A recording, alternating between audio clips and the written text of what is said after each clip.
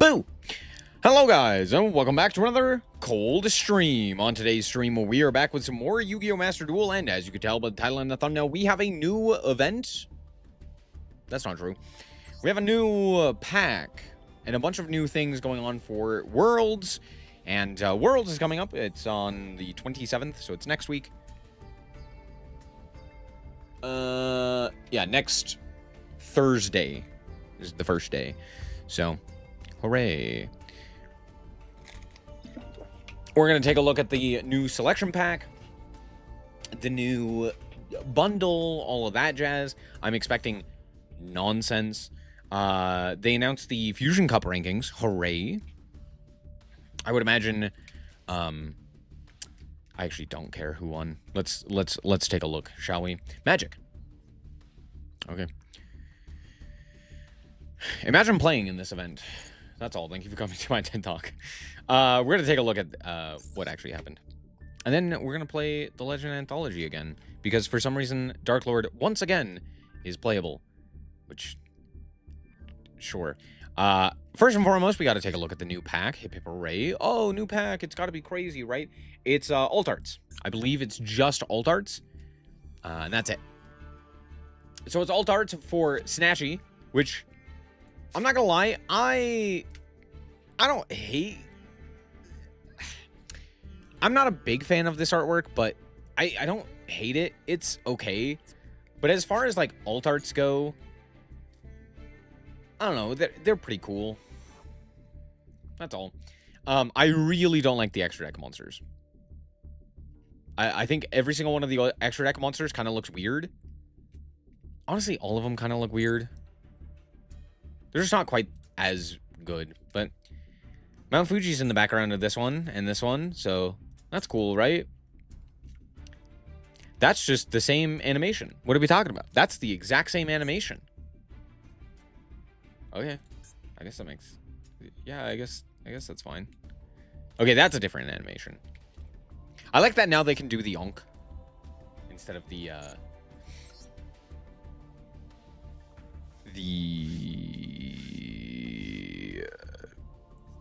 what even is it? It's like a pencil creature, tentacle, eldritch being. What even is the regular Monster Reborn animation? Or thing. It's weird. Anyway, we'll just take a look at these. Here's Snatchy. We have Ripper. This one looks so weird. This just doesn't look good in this art style. I don't know why they chose Ripper. I feel like Werewolf would have been infinitely better, right?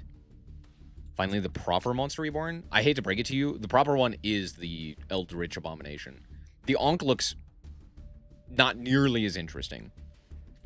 And I understand that, like, oh, but in the OCG, that's the OG one, and, like, that's the one that was originally made, and yada yada, and it's like, I don't care. I do not care. The weird Eldritch tentacle monster that looks like a fucking pencil, that's Monster Reborn. That will always be a Monster Reborn, and that will continue to be Monster Reborn. I do not care for the Onk. It's just not as good. Here's Ultimate Dragon. I don't hate this one. This one's definitely the best of the, like, 3 extra deck monsters. Yeah. This is definitely better than the original artwork of Ultimate Dragon, which is not saying much because that one is bad. Let's be honest with ourselves. Blue Eyes Ultimate Dragon is not exactly a good artwork. We have oh, who is this? I want to call him Orochi, but that's not it. Murakumo. We have Murakumo here, which kind of makes it look less like one being itself and more like a collection of big snakes, which is certainly a choice, but it does look good. Like, I can't say it doesn't.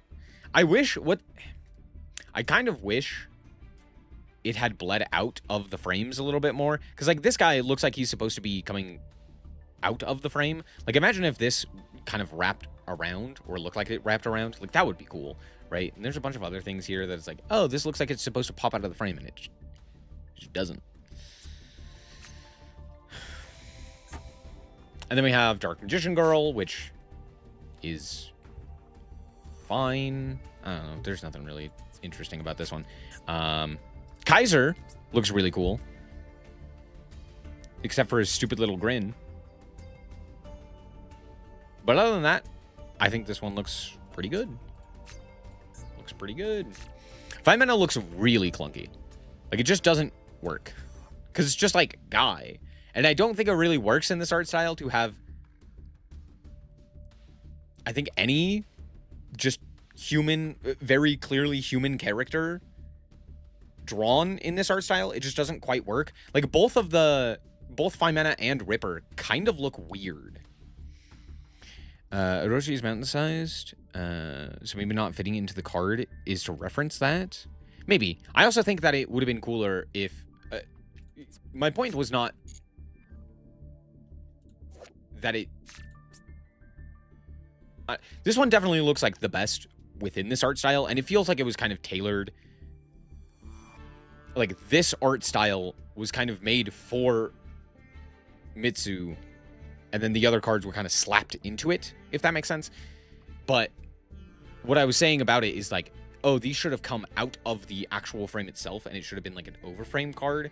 And I think that would have made it look better. Like, the snakes actually, you know, potentially kind of coming from the backside or something of that nature. I think that would have looked really cool if you could, like, flip it over and, like, on the backside there was a snake or something like that. Obviously, you can't have that because of... well, no, you could, because you have to sleeve everything. Yeah, that would have been, like, really cool if it had just been, like, oh, there's, like, snakes on the back or something of that nature. That would have been, like, really interesting and something cool they could have done with this, at least in paper. Obviously, in Master Duel, I don't think that's going to translate very well. That's all. What was I saying? Oh, yeah, 5 mana and Ripper have a really clunky look to them in this art style. Like, they just don't look right.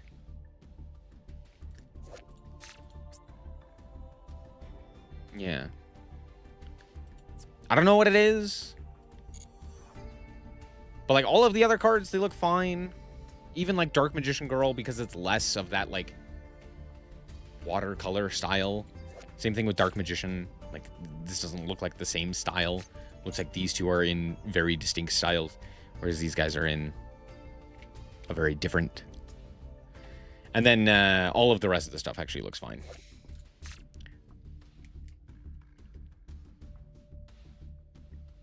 I'm trying to figure out whether or not I like this. It's fine, I guess.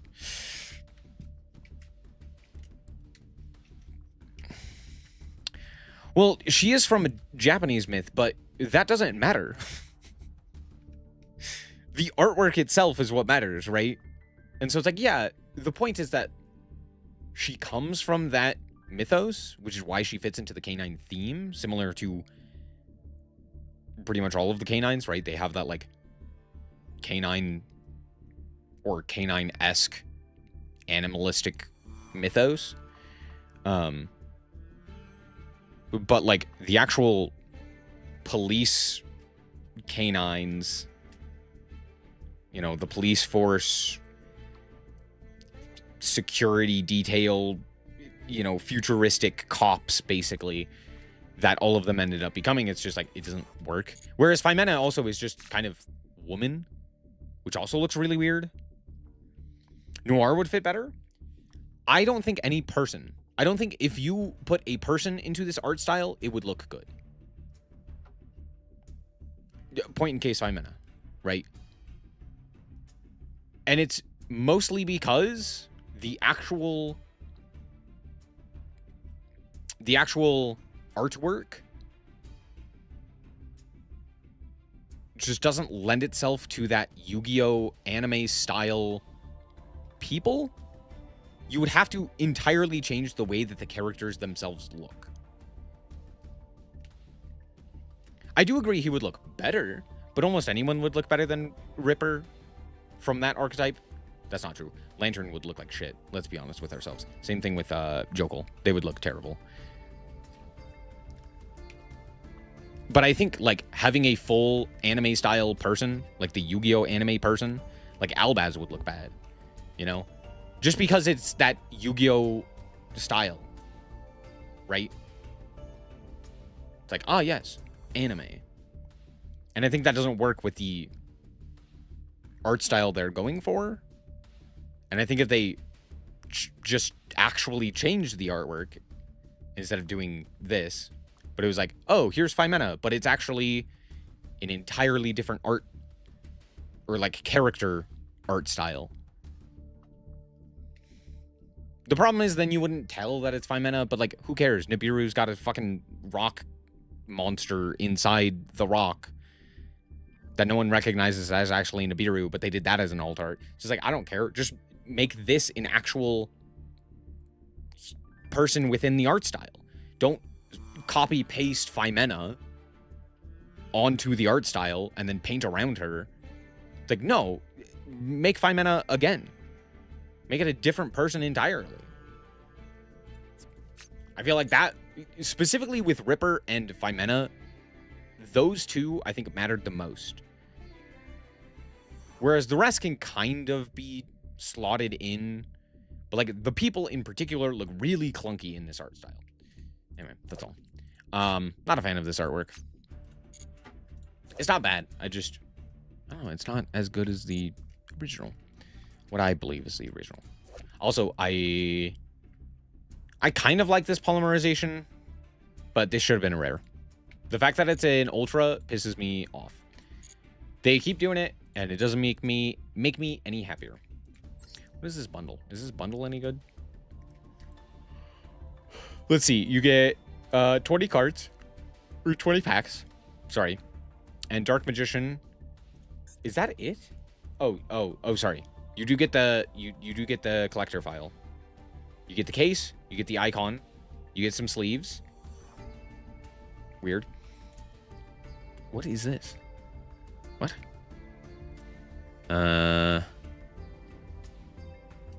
Give me the details.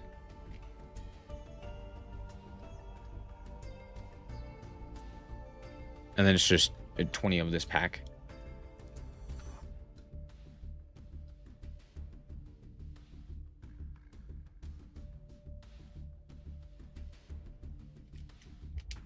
Yeah, I don't know.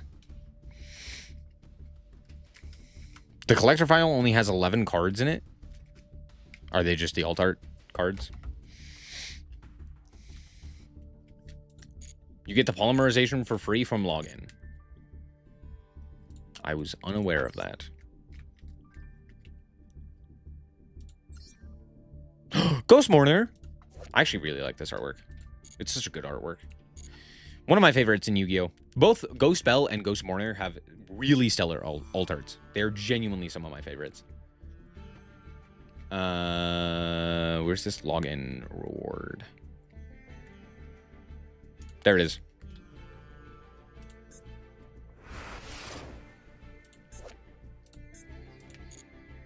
Aha! You do get the alt art polymerization.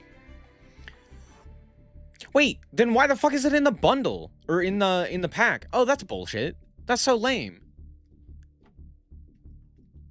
Because now you can just randomly pull a card you get for free from the login. Oh, I don't like that. Oh, that's...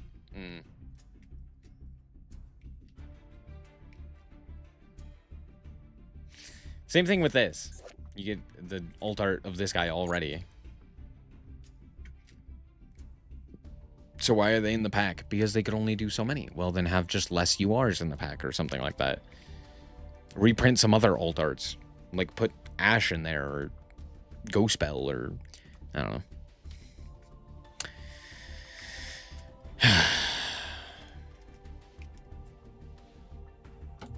Not gonna lie, whenever I see those login rewards, I tend to just close my eyes because 99% of the time they just don't matter. And it's still true. They still don't matter. But I consistently do not look at the actual login rewards.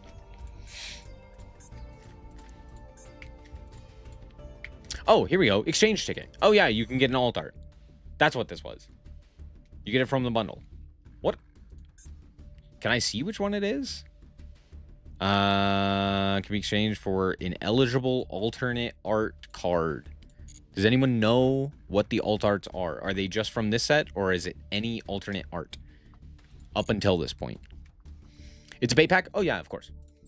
For sure, for sure. Evening Star had a problem? Oh, well. I never had that issue. I always had a trap set. That's funny. I wonder if that also happened with spells. If you ran out of spells. Maybe. You got an alt art ticket from the raffle. I hate you, Blaine. The alt art ticket is only for the alt arts in this set. Yikes. You know, I hadn't thought about that, Reach. Why would Konami pass up the opportunity to screw you over?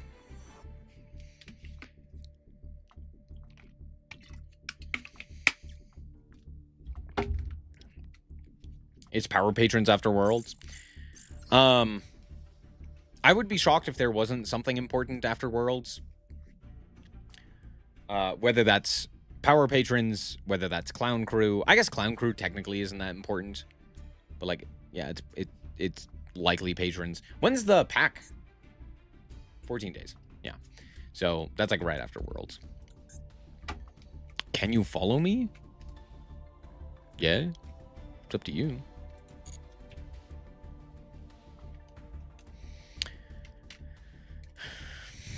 Anyway, that was something.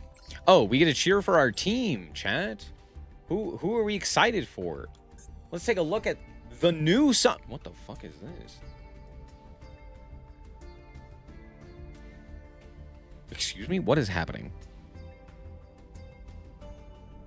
What? Why is there like a chart? I don't know. That's interesting.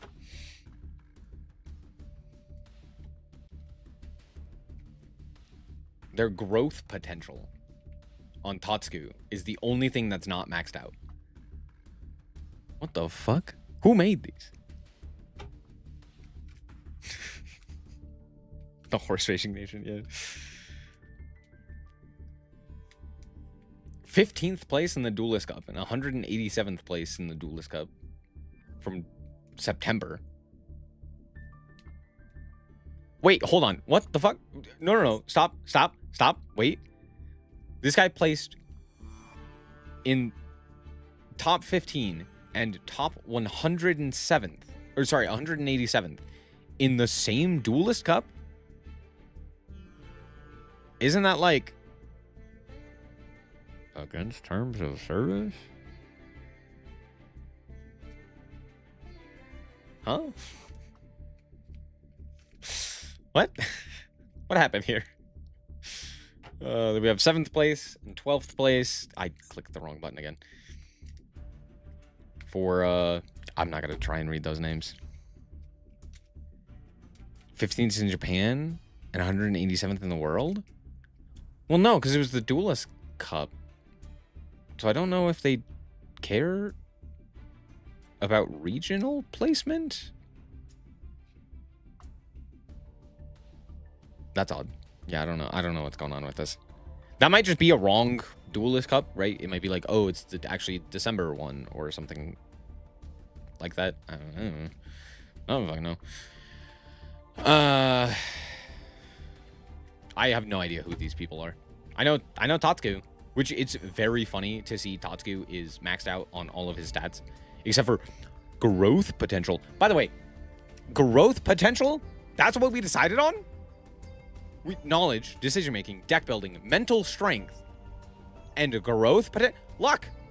Why is this not luck? We all know that's the one that matters. That should be luck. Growth potential? What the fuck are you talking about? Oh, comedy. This bro's Gundams. Anyway. Oh, this is Stellar's team. Who the fuck is Jacko? I don't know. I don't know any of the Japanese players. I'm not gonna lie. But here we can look at... We have... Oh, here we go. We can hear about the graphs. Never mind. It just... Okay. Why... What is Konami's explanation for growth potential? Let's find out. Are you learning from stronger duelists' plays and opinions? Do you feel that you're constantly improving? And are you making less of the same mistakes? This is for the best players in the world, right? All of these players are supposed to be the top of the top, the best of the best. They're at Worlds. They're like one major event we have. Why is growth potential a unit of measurement? Why would we care about that? What are we talking about? Why is this even an option? Huh? Should we get negative? If you wanted filler, put luck. Just make 4. Why do we need 5? This is so weird. Who would? Why? This is so dumb. Just make it luck. How lucky are you? That's it. If you want a throwaway one, boom, luck. There you go. The rest of this is fine. I'm totally fine with all of this. Yeah, you can absolutely gauge your mental strength, your deck building, decision-making, knowledge, all of that stuff. That's great ways to actually identify how good a player is. Fantastic. 10 out of 10. No notes. Why the fuck is this here? This is so... It just makes me so confused. Huh? Anyway, it's fine. It's fine. I'm fine. It's fine. It's fine. Anyway. I like that Tatsuku. Do you rate yourself? Who rates you? That's the real question. Who made these graphs? Did the teams make these graphs? Like, if I look at Pack's team, if Pack is not fully maxed out, except for in growth potential, I'm gonna lose my mind. Okay, where is Chiba Corp, right? Yeah, I fucking knew it.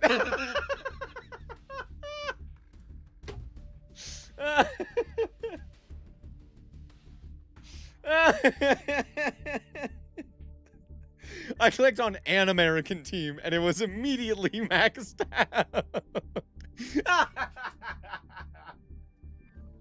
Thank you, America. I appreciate it. To be fair, I think this is technically a Canadian team, but North American team. Yeah, no shit, Sherlock. Hold on. Is this... No. This is another Japanese team no one gives a shit about. I'm sorry, that was mean. It's North America. Supreme Pro.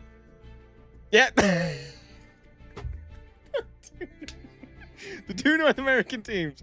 They fucking knew. They're like, what are we talking about? Of course we're 5s across the board. We made it to Worlds. This is so stupid. It's so dumb. Oh my gosh. Dude, what are you talking about? Growth potential? Yeah, I've got a 5. I've also got 5s across the board. Dude, what a fucking dog shit idea. I love it. 10 out of 10. Perfect, no notes. Oh my gosh. It's so funny. Holy shit. Oh man. It's funny because it only does the major achievements for specifically Master Duel, and it never does the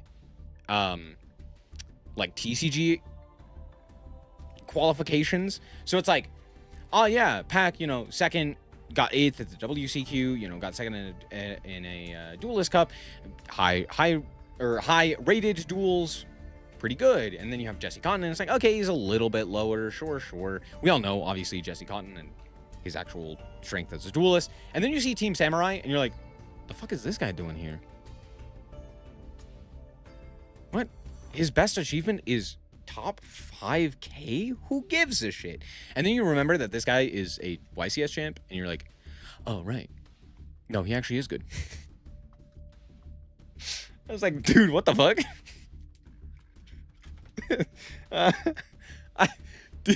Dude, every time... Oh, wait, did they do questions? Oh, wait, what? No, that's not what I wanted. Did they not do the questionnaire? That was so fun last time. That was so funny. Sam bought the seat. Oh yeah, I think Sam's team also won a WC. Was it WCQ? Oh, that's so funny. Ragnarok's got to be 5s across the boards, right? Nash. Bro's like, nah. I can't. Seeing Nash's mental strength, he's like, no. Nuh-uh. One maxi and I'm gone. Title holders. There you go. Comedy. Oh, look at that! Another maxed out player. They get it. And they're Japanese. Wait, no. Are these Koreans? No, they're Japanese. I saw season points and, yeah, no, that's Japanese.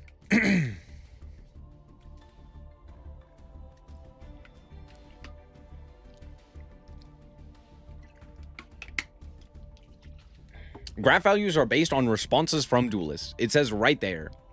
Man, I can't read. Imagine. Also, this one right here, this graph right here, might be the most Japanese mapping I think I've ever seen. Bro said, I'm not 5s across the board, I'm 4s.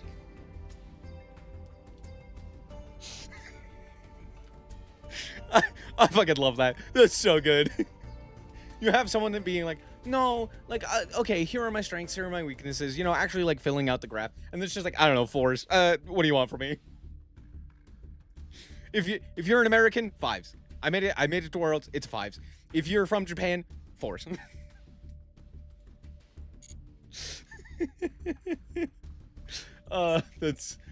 Dude, I love looking at these. Or it's 3s! Thanks, Rain. Oh, this guy gets it. Why would you not be 5s? You're 5s across the board. You're at Worlds. Fucking own it. Yeah, you're the best player in the game. Come on. Hype yourself up. I believe in you. All right, let him. Oh.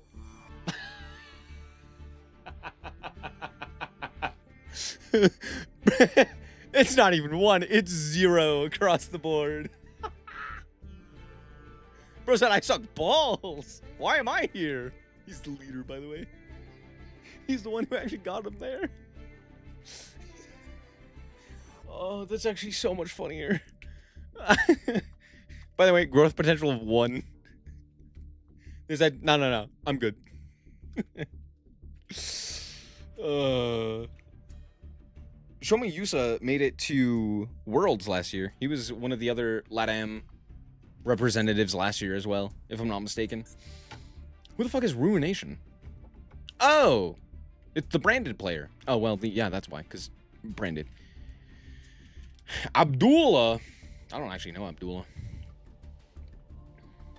Wait, do they have 2 branded players? Cringe. Fan of the anime? True. And then we have this one, which I believe is the, like, Korean team. Yeah, Zaire Sana. Subaduk. Sana gets it. See, they get it. 5s across the board. Come on. You made it to Worlds. You're 5s across the board. Except for maybe growth potential. Let's be honest with ourselves. Anyway, very funny.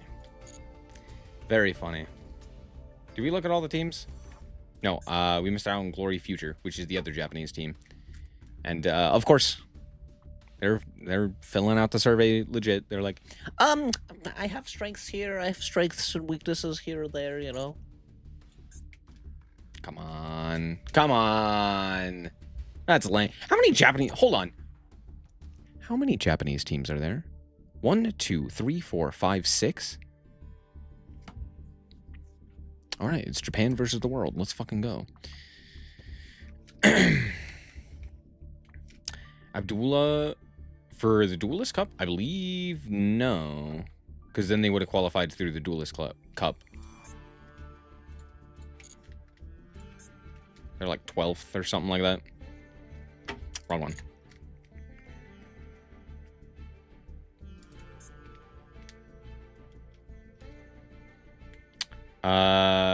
They were 66th in the Duelist Cup and 17th in the WCS. They were number 1 in Europe. But, no.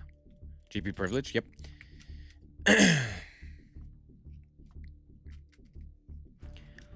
No Japanese teams in semis? I would be very shocked if that were the case. The interviews are funnier? There are interviews? Or are you saying last year? I do agree. The interviews were so much funnier because, and you know, we all know the only reason they didn't do it this year is because like 90% of the players that they talked to said, hey, ban Maxi, please. I think it was like everyone's answer. They were like, what is your least favorite card to play against? It was like, Maxi. Stupid. Can we get a fucking Maxi ban? And it was 90% of the answers. And so they're just like, maybe we don't ask them questions this time. They're going to shit on our ban list again. Do I think next selection pack will be Power Patrons? I don't know, maybe.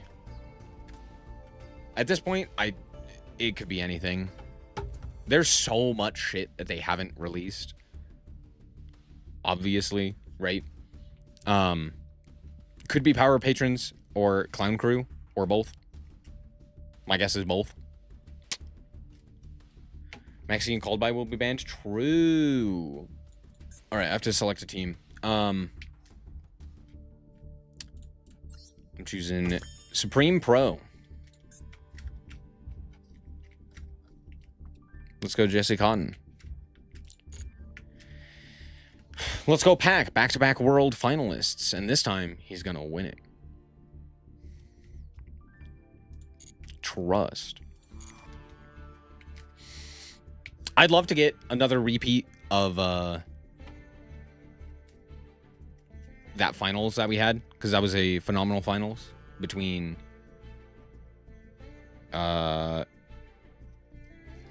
well, it was Chibakor last time, wasn't it? Or something like that.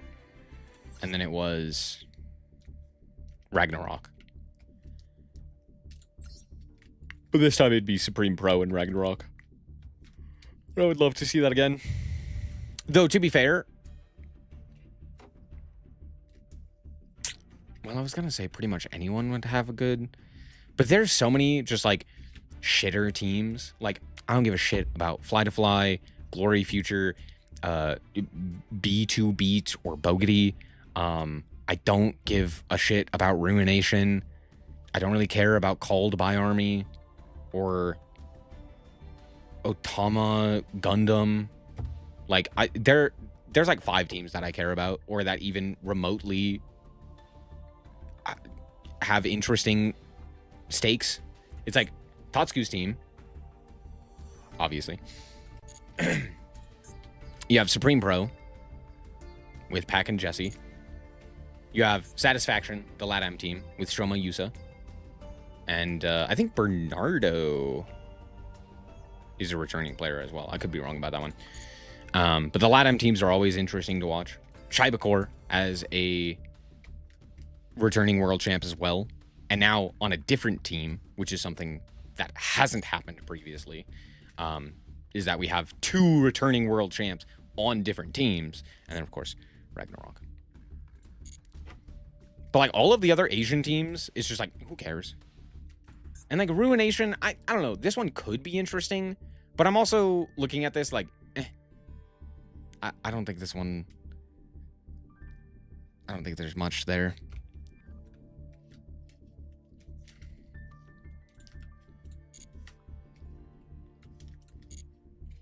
We'll be watching all of them, but...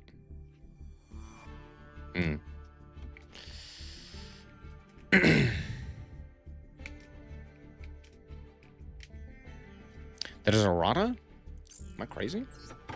Did I read that wrong? I could have sworn I read that as...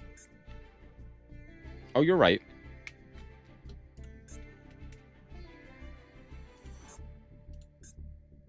What the fuck is Tatsuku?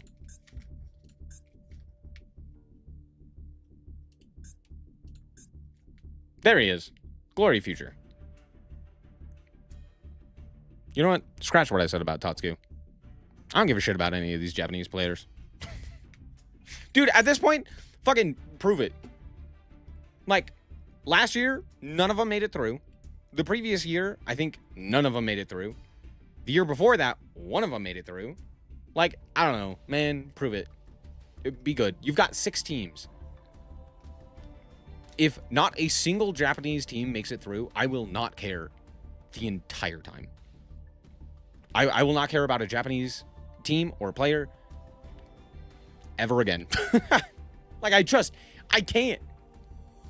One, because they're bad, but two, they're just not interesting.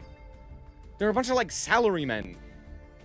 And it's like, yeah, that's awesome that these average Joes are actually capable of competing. But also, they're not people to root for.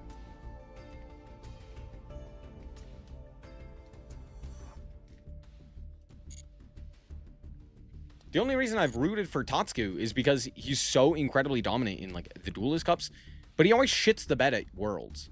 Like, he's never done well at Worlds. He made it to semis once, and that was the first time Worlds was there, and now he hasn't made it out of groups the past 2 years. And he makes it so easily into Worlds. Like, every Duelist Cup, he's number one. And then on Worlds, he's just not nearly as competent. And it's not even one of those things where it's like, oh, no, it's like his team is holding him back. It's like, no, he just looks bad. Like, he himself has looked bad.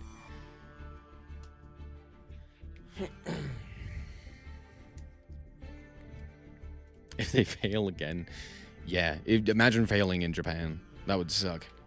Do you think Vega Patrol K9 will be played? Yes. Yeah, absolutely. I don't know if it will be dominant, but you know what? Why don't we do this? Instead of playing the bullshit-ass Duelist Cup, let's talk about Worlds decks. Because I think this is actually pretty interesting. I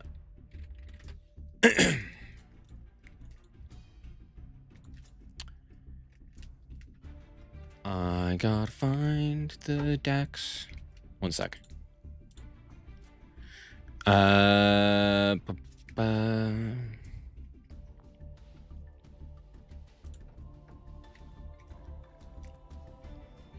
Okay, this will work.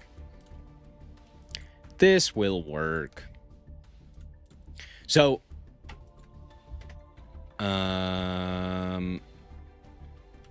first deck, second deck,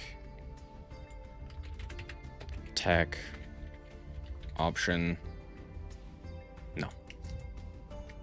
So, as far as the current Master Duel metagame is looking, for the most part, I don't think there's a ton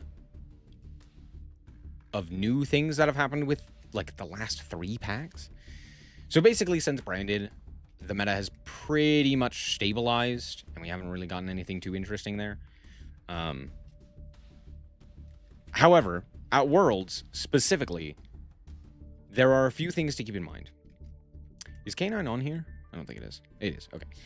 There's a few things to keep in mind. First and foremost, you have 2 decks, which means a lot of times people will use the second deck as a way to just kind of, like, shore up matchups. So if one deck, like, for example, Cool Tune, has a bad matchup against another deck, say Labyrinth, bad example, but you get the point, right? Of, like, oh, here's 2 particularly poorly matched decks. Or, like, oh, here's an opponent that's playing this deck. Let me swap off of that one.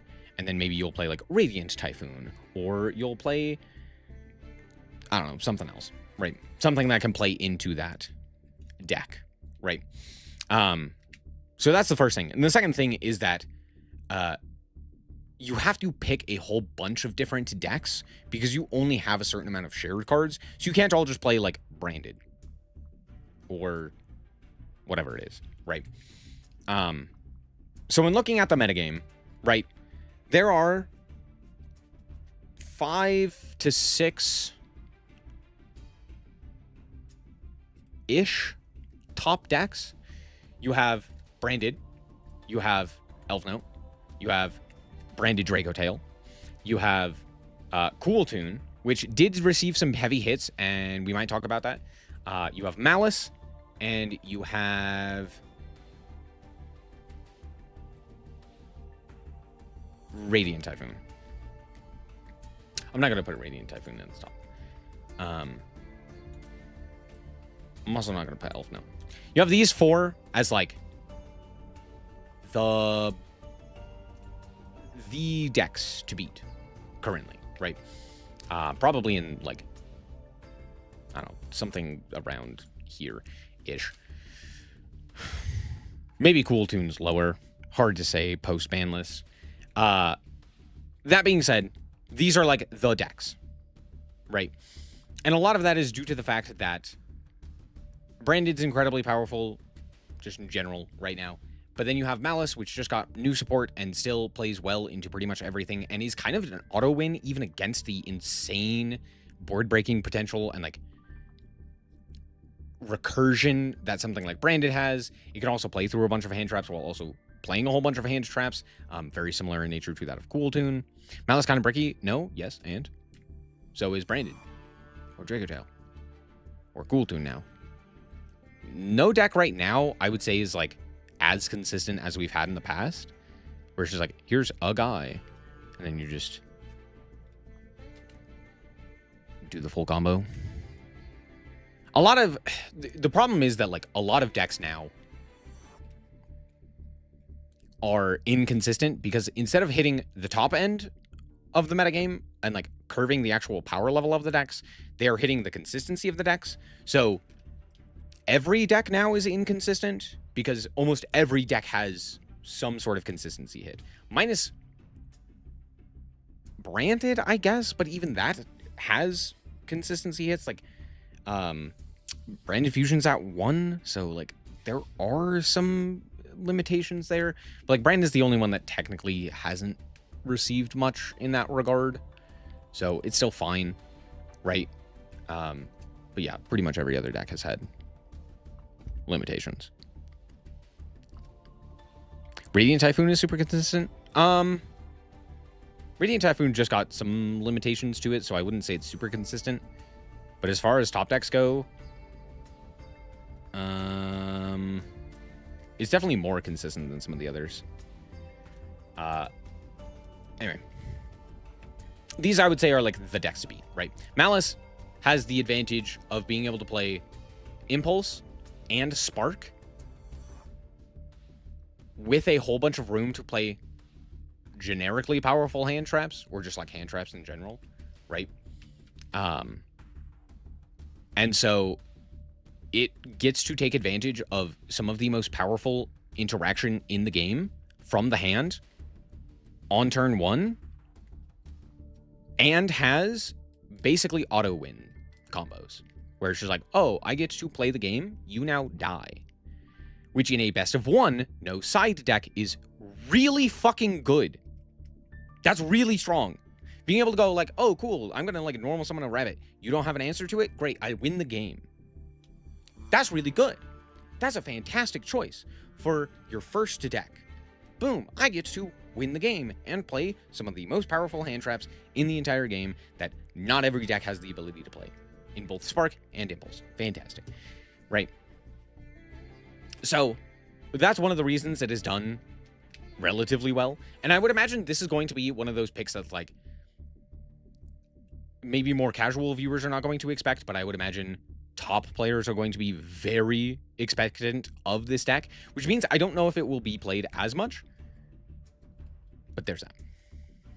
At least I don't see your entire hand. Speaking of which, Cool Tune, very similar, however, is a little bit more inconsistent because I think it has just less starters in general than that of Cool Tune, or than that of Malice. I think Malice just has more at this point. I could be wrong about that. Hard to say. But yeah, Cool Tune and Malice are, like, the more inconsistent high power of the top decks, whereas these two are definitely more consistent, but don't have that same just auto-win kind of button. Cool Tune, though, I don't think is auto-win, especially against Branded. It's just not. Even if it was at full power, it still wasn't. The reason it dominated the Duelist Cup as much as it did was not due to power level, but due to time. If you played one Branded deck or one Branded duel, it could take 30 minutes. That is 4 to 5 Cool Tune duels. If you win 3 of those games, you are leagues ahead of the Branded player at that point, right? So that was one of the reasons it dominated the WCQ. One of many, right? I still think it was maybe the best deck. But I think at Worlds, it's going to matter a lot less when it comes to the timer, which means I think Brand is going to be far and away the best deck. So there's that. I think if I were to like rank it, it'd probably be like tier 1, tier 2 kind of aspect with a few other decks in tier 2. But I do think like Branded is very clearly the best deck. But I do think both Malice and Cool Tune are decks that, one, don't take up other archetypal cards. Like, you don't need to play random staples or like other specific engines to play Malice or Cool Tune. Right? Like, Cool Tune can kind of just play your like tuner hand traps, right? Like, oh, they can play Ghost Ogre and Ghost Bell and Ghost Mourner and all of that stuff. And you can kind of get away with that for a Cool Tune. Malice gets to play like Impulse and Spark and stuff like that, which sure, I guess Branded might want Spark as well, but you know, you can split that one way or the other. Regardless, I still think Malice can kind of take some of those more powerful cards and use them pretty effectively, while also being able to just kind of like, again, auto win, which is pretty nice. So there's that. The downside with Malice, and the downside with, well, mostly Malice, is that it also kind of wants the Radiant Typhoon engine. However, because there's now 5 cards instead of 3 cards for the shared card pool, I don't think that's going to be an issue. I think Vision is going to be a pretty common card in the 5 cards. The increase of shared cards is stupid. It's really bad. I hate it with every fiber of my being. In reality, it should have gone down, not up. Because now you can just kind of fit a whole bunch of engines into all of your decks. Like Radiant Typhoon Vision can be fit into all of your decks now.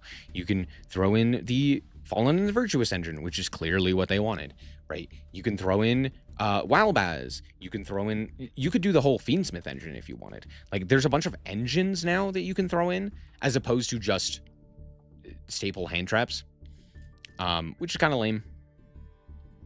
Not a fan of that. So, there's that. Moving on. Next up, we have what I believe are, like, second decks, which have some pretty egregious matchup disparities, which are that of Sky Striker, which Sky Striker, phenomenal against Cool Tune. Absolutely fucking dog walked by Branded. You cannot play that matchup. You will lose. Like, that is just a hard 0-10 matchup. So, yeah, this like has to be a second deck. You cannot. Maybe you can play it as like a first deck and just like pick the second deck up for Branded, but you do need something else to be able to be Branded or to play against the rest of the field, right? It's a pretty bad matchup. That being said, I also think it's terrible against Malice, just because Malice does so much and has so many points of interaction that it's like, yeah, cool, nice board breakers. It doesn't fucking matter.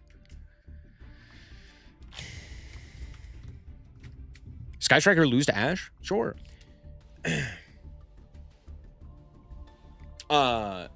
Radiant Typhoon, I think, is fairly okay, and it's like decently consistent against pretty much all of the decks. But I don't think it has a particularly great matchup into Branded as well. I don't think it has a particularly great matchup into Malice. It doesn't have a particularly great matchup into Cool Tune, but it has a pretty good matchup into Sky Striker. It has a pretty good matchup into Elf Note and into a bunch of other things. Elf Note is just like a worse Malice, right? But it does get to play more negate specific cards as opposed to advantage specific cards. So there's that. Not bad. All things considered, I'd probably put it like, yeah, something like that. With that being said, I think we also have Vanquish Soul.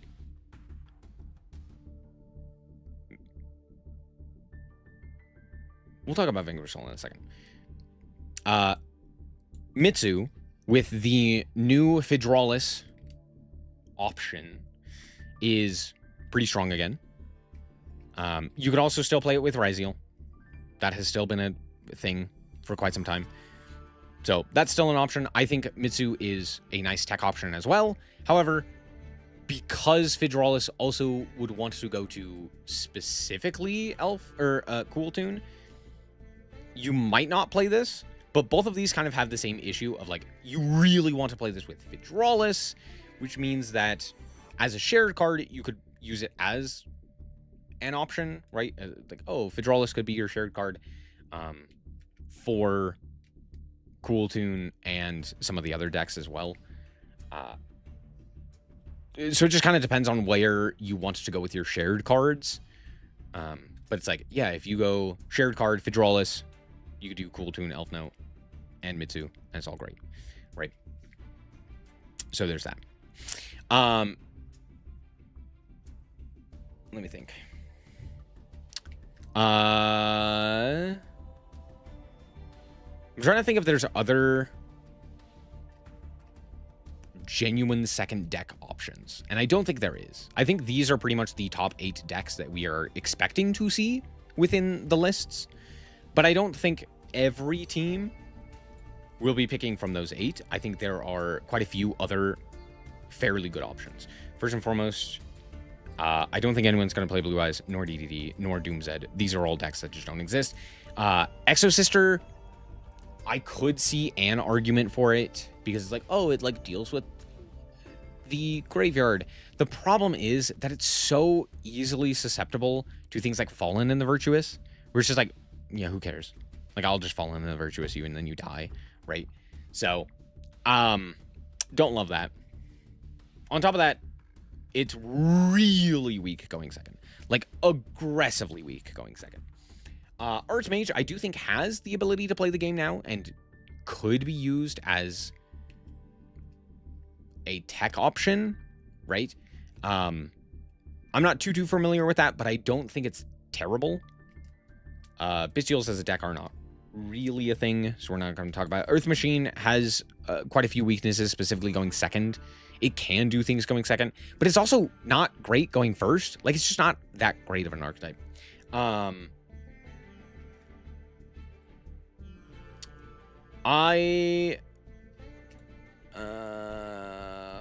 talk about these in a second.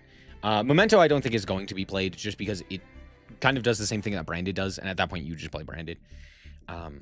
Maybe. No, you wouldn't play it at all. Anea Craft, I think, could potentially see play as one of those decks to kind of stop something like Cool Tune that's trying to like throw a bunch of hand traps. It's like, okay, cool. Anyway, if you don't have Droll, like, I'll just ignore you, basically. So Anea Craft could be a fairly decent option. It also wouldn't be terrible against like Sky Striker. Maybe. Fairy Tail, I think, could also potentially see play. I think Fairy Tail has the ability to play pretty well. Maybe I'd bump it up to second deck option. It's hard to say, because Fairy Tail, again, fills that same role that like Elf Note, Malice do, where it's like, here's a big combo deck that does big combo things, and then like kills you through a bunch of negation and other such interaction.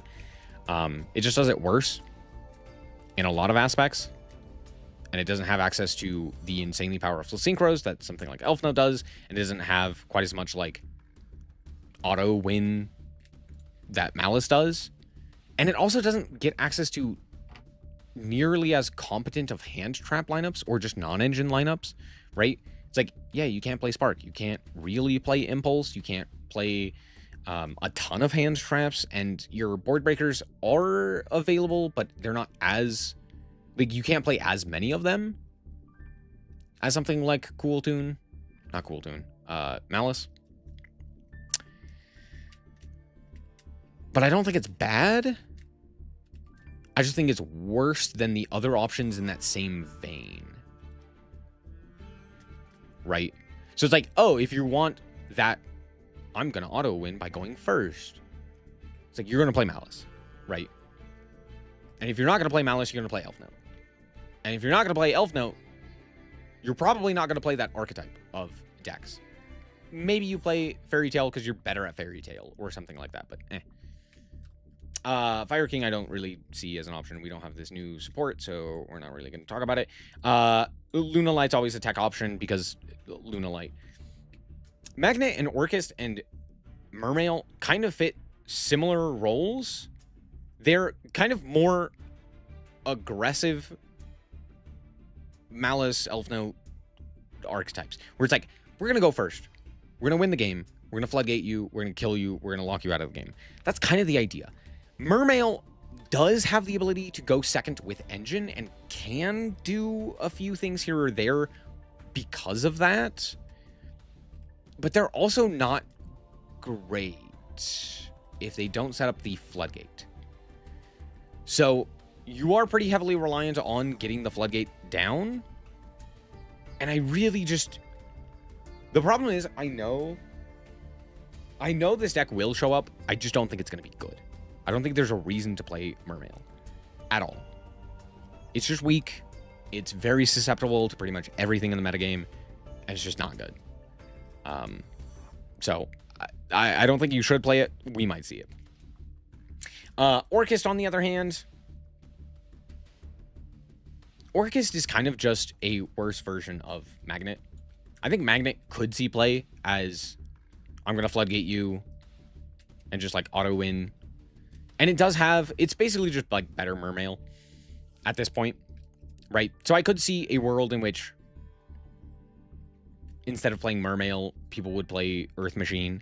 I don't really know where it would fit in a lineup where it's like, I'm going to play Earth Machine or I'm going to play Magnet here, right? But I don't feel like it's bad just because it does have so much gas for it. Wait, they banned the barrier statues, didn't they? Yeah, no, you can't Gallant Granite for it. You still log everything into Earth? Does that matter against anything? Actually, don't think so. Never mind. Yeah, you wouldn't be floodgating anything. Maybe you would. No, there's not a deck that cares about its like attribute, does it? Yeah, never mind. I forgot they banned those.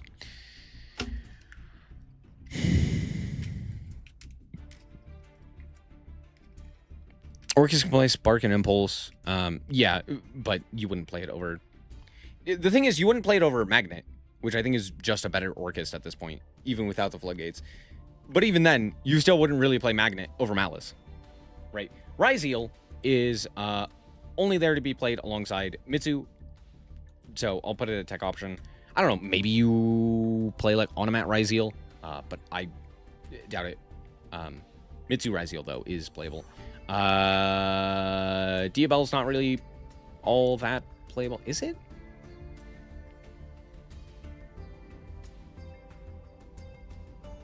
No?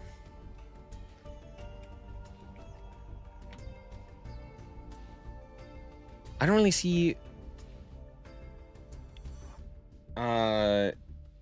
White Forest doing anything. Because White Forest is just worse Elf Note. Maybe you'd see it alongside Elf Note as like that synchro slop stuff. So maybe, but I don't believe it. Vanquish Soul. Vanquish Soul is still really powerful. However,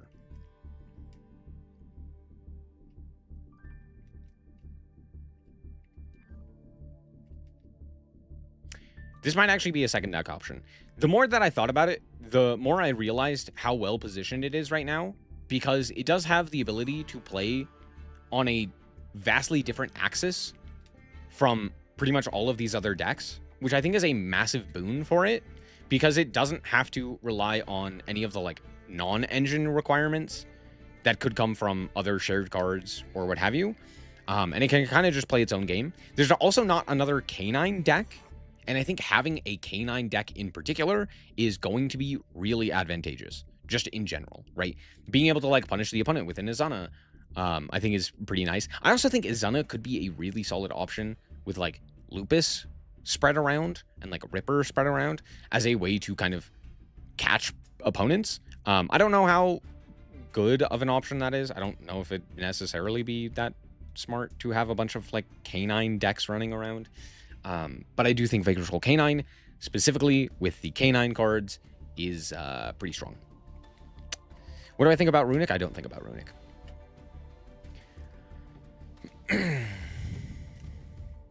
And then we have Yummy, which is not terrible. That's it. I think you'd mostly play it alongside Mitsu as an option to pair with Mitsu, but I also could see it being played pure or like by itself, because it does some still crazy heinous things, right? It's a little bit more inconsistent, but I don't think there is currently a deck that isn't inconsistent, minus Branded right now. Like, Branded's the only deck that I think is actually consistent. Pretty much every other deck feels kind of clunky. Maybe Fairy Tail also doesn't feel that clunky. Radiant Typhoon, maybe. More of like the pure Radiant Typhoon stuff. Yeah, pretty much everything else now kind of feels a bit eh.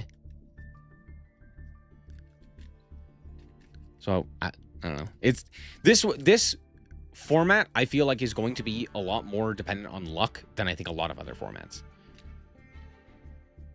Where it's just like, no, it's not better player, it's who got lucky. Who actually drew their starters, who drew their extenders versus the like 5 hand traps that the opponent drew. Like,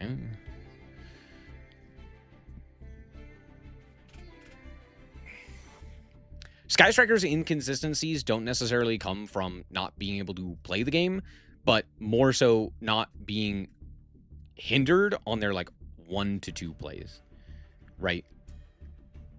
So it's like, yeah, sure, Sky Striker can do their plays, but are they going to be able to play through the like 1 point of interaction that the opponent has? It's like, is your, 0 going to be stopped by Ash Blossom? Is your Widow Anchor going to matter? Is your, whatever it may be, right? So that's more so what it is. It's less a matter of they don't get to play the game, and it's more a matter of does them playing the game matter? If that makes sense.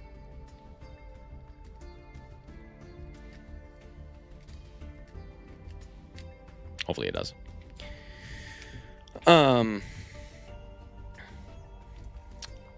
Yeah. I don't know. I could be wrong. I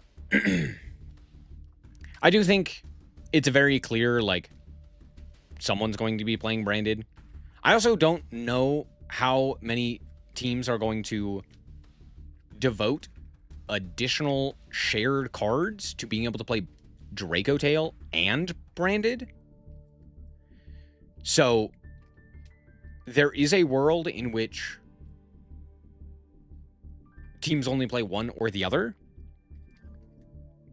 But I could also see a lot of teams devoting space to playing both, because I do think that they are substantially better, and being able to play both is not out of the question, because in terms of shared cards, you would need Branded Fusion, Fallen in the Virtuous, Albion, and White Albaz. The thing with that, though, is you could share almost all of those other cards across a bunch of other decks as well. So it's not, like, entirely out of the question. You could also forego playing Branded Fusion in pretty much either of those decks. And it would still probably work. It just wouldn't be nearly as powerful. But, like, you'd probably just play one or the other. But there is that option of, like, oh, you could share cards, and then it would still technically work, and you could still technically do a whole lot of stuff. And then you could also use those same shared cards in a bunch of other decks, right? Like, for example, you could play Lab, which I don't have listed here. It's like, you could play Lab with the Walbaz control, right? And then sharing that White Albaz can then be used in, like, a control deck as well. And then, you know, or you could play like Odeon with it, or you could play, you know, I don't know, you could play Fallen and the Virtuous in literally every single deck. I was like, yeah. Fallen and the Virtuous engine alone is 3 cards. No, it's 2. Because you need the 2 extra deck. No, you need 1. You need Albion. That's it. Because reminder, you only need the 1 Ecclesia, which means 3 decks can use that entire engine unhindered if you have 2 shared cards. Not to mention, you don't technically need the Ecclesia. You could forego it entirely, which means all of your decks could get it. Right?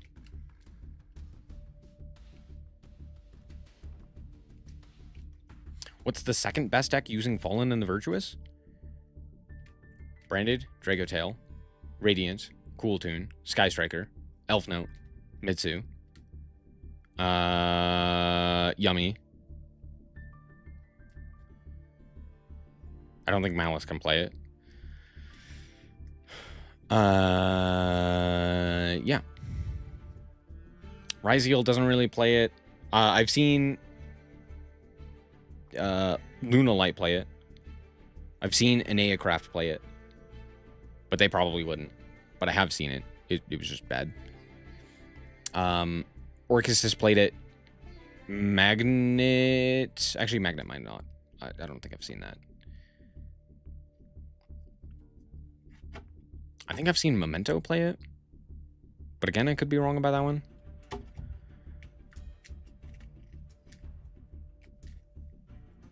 Yeah.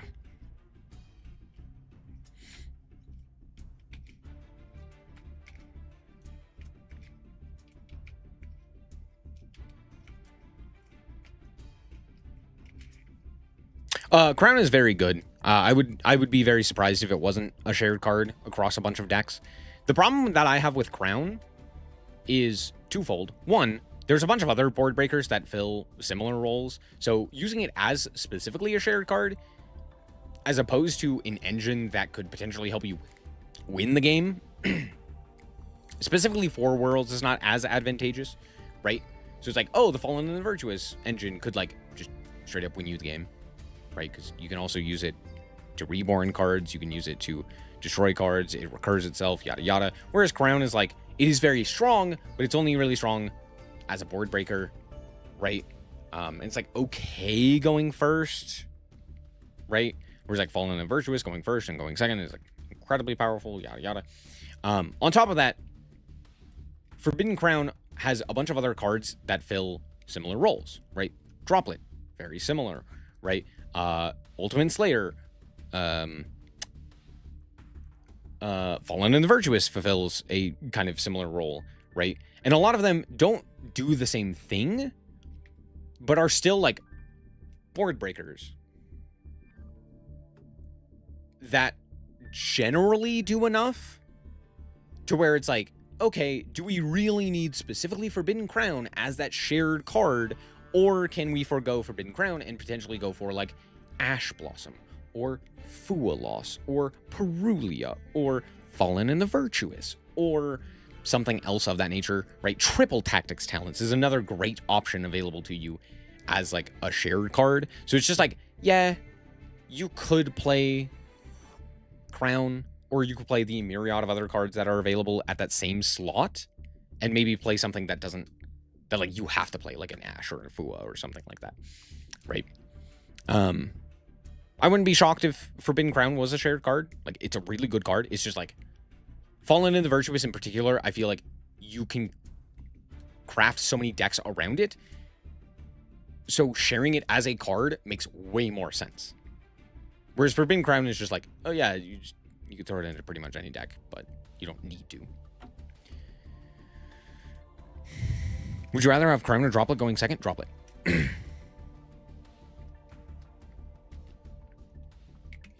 Easily. In this metagame, Droplet. Actually, I should say, in any metagame, Droplet. In this metagame, Crown is arguably better.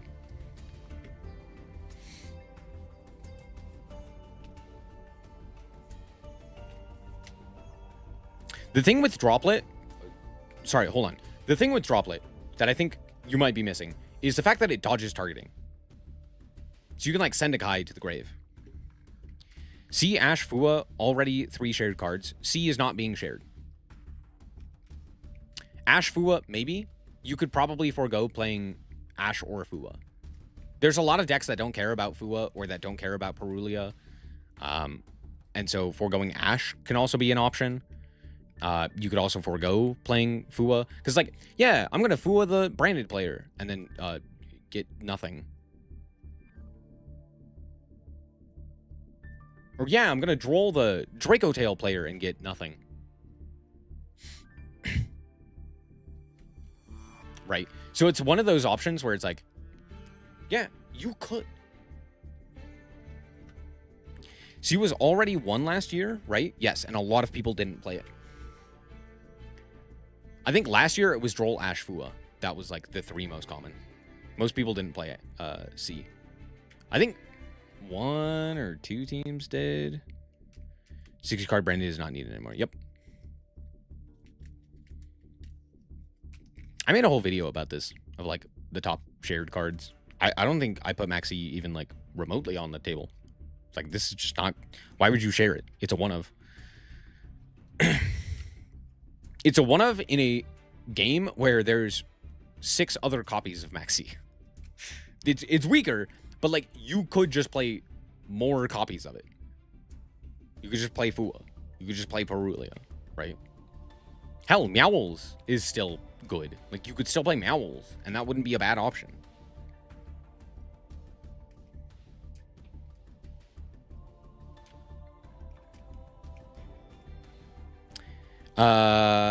As far... Okay, I made a video. Hold on.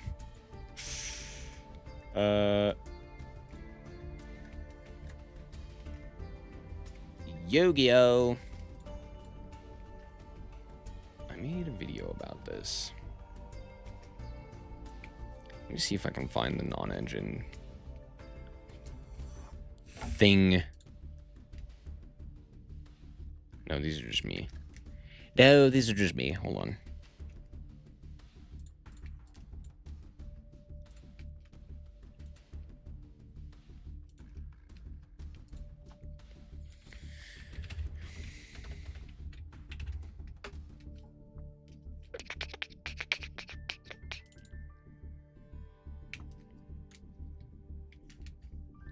There you go. Here are the likely shared cards.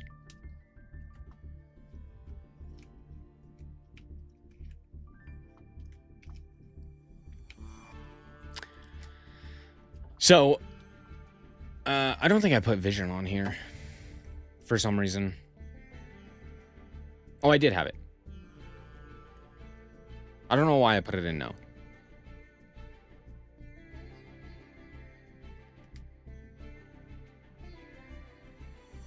Because it's definitely a likely. I don't know why I put that in no. I have no idea. I think I was tired. That's probably it. Yeah, Radiant Typhoon Vision is definitely a likely card to be shared. But as far as, like, most likely, it's Fallen and the Virtuous, especially with now 5 cards. It's extremely easy to just slot that in with a bunch of decks. You throw that in an Albion, and, like, every deck gets an incredibly powerful engine. Yeah, that one's super easy. Ash, probably very likely. Fua, probably very likely. Droll, maybe. I'm actually going to move this one down. Droll's kind of weak right now. Like, looking at the decks that I'm expecting... Wrong one. Looking at the decks that I'm expecting, right? It's like... Even if I'm wrong about a few of these, like, Branded in particular, I don't think I'm going to be wrong about. And then you have, like... Elf Note, and... I don't know, maybe Droll will see play, but, like, it's not good against Malice. It's not great against Elf Note. It's not great against...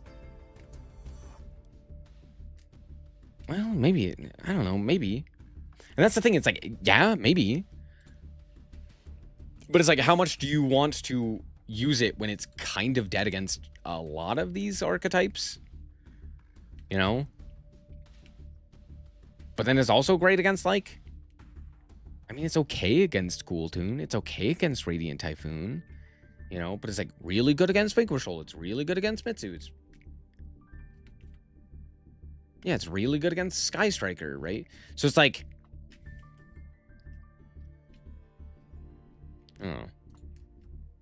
I don't know. You'll probably see it, but I don't think it's guaranteed.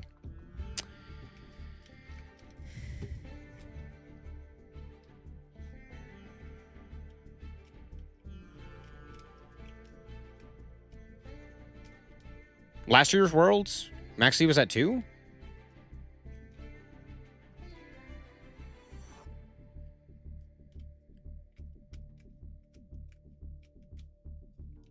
Is that right?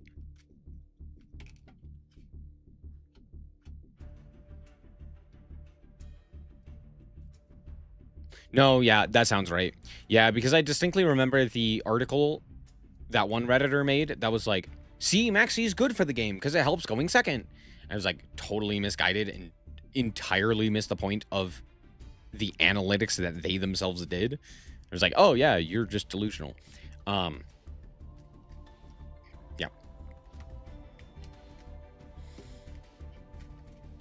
It was Malice, Ryzeal, and Memento. Yeah.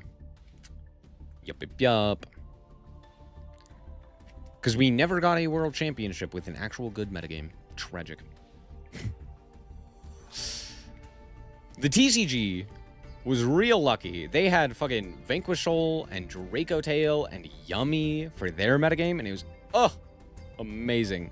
And we got fucking Malice. Yay. Ugh.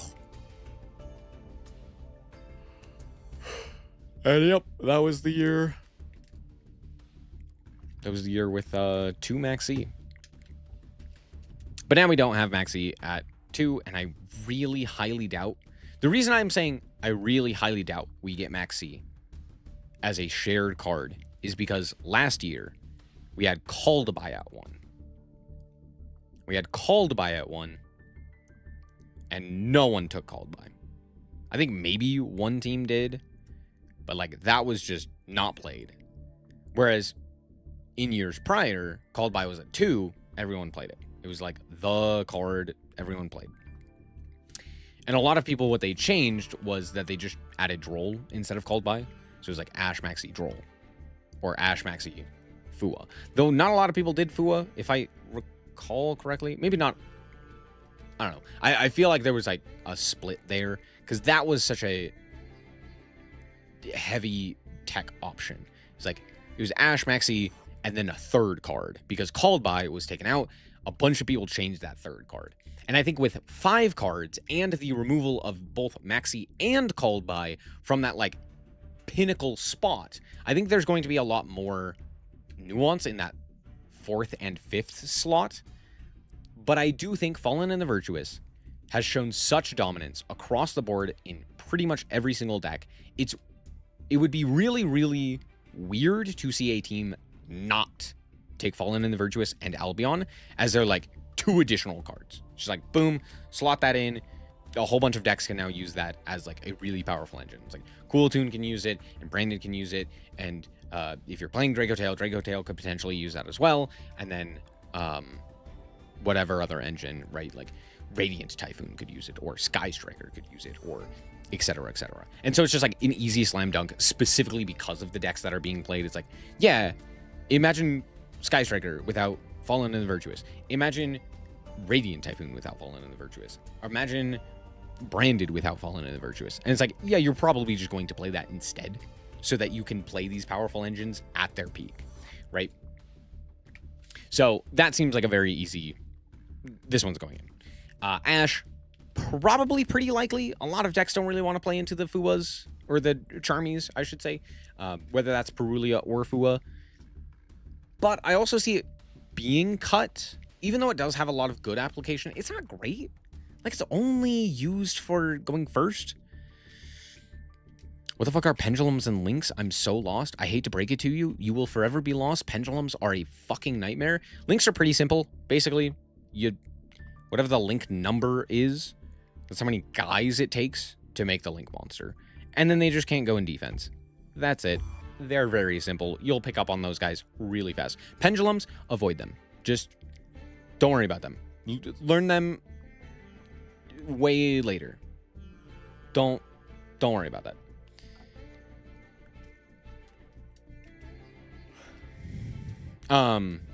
Links, okay, think of links as like contact fusing. That's a good way of thinking about them.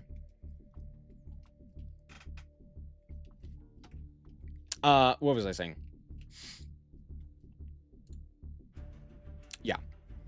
These three, and then Albion, obviously, I think are pretty safe. Actually, I don't even know if Fuwa's likely. Because I think last year, not only do we have Maxi, Fuwa, and Perulia, we also have Meowls that has the ability to be played as a, like, a draw card kind of spell. So I don't even know if it would be warranted to play... to, like, share this. Maybe. Thoughts on SP as what? Like, as a shared card? I think you may be misunderstanding how shared cards work. Shared cards... Let me see if I can get the explanation from Konami.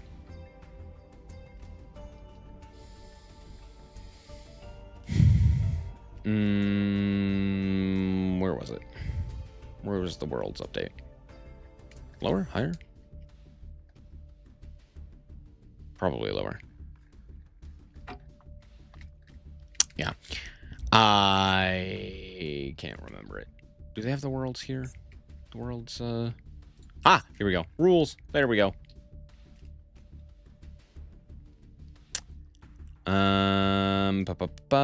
Decks. Here we go. If a deck has 2 copies of Blue Eyes White Dragon, you can include 1 more copy across other decks. So you have a total of 3 of a card across all 6 of your decks. So when it comes to SP Little Knight, you still have 3 copies of that card across 6 decks. You don't need to share SP Little Knight. Yes, there are archetypes that would want it, but not every archetype does. So it's not a matter of like, oh, if one deck has an SP Little Knight, no other decks can have it. It's just if one deck has 1 SP Little Knight, 2 other decks could also have 1, or 1 other deck could have 2 copies, as long as there are a total of 3 copies across all 6 of the decks. That's kind of it. Which is, again, why, like,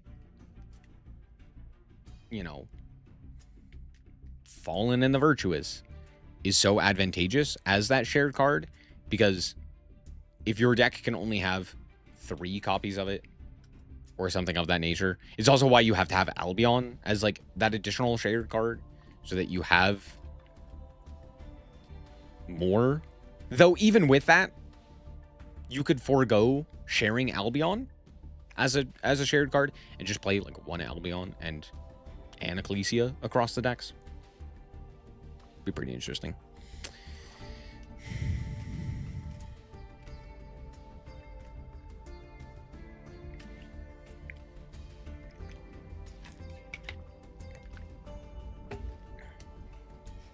The 9 hand trap decks. Hate to break it to you, 9 hand traps is pretty common right now. I wish I was kidding. In fact, if we're talking about just like 3 Ash, 3 Droll, 3 Ash, 3 Fua, 3 Ghost Spell, 3 Imperm or something like that, right? It's kind of uncommon to have less than 9. But if we're talking about an archetype that has Ash and Droll and Maxi and Fua and Imperm and Valor and Impulse and Dominus Purge and yada yada yada yada, right? Yeah, those decks are frustrating.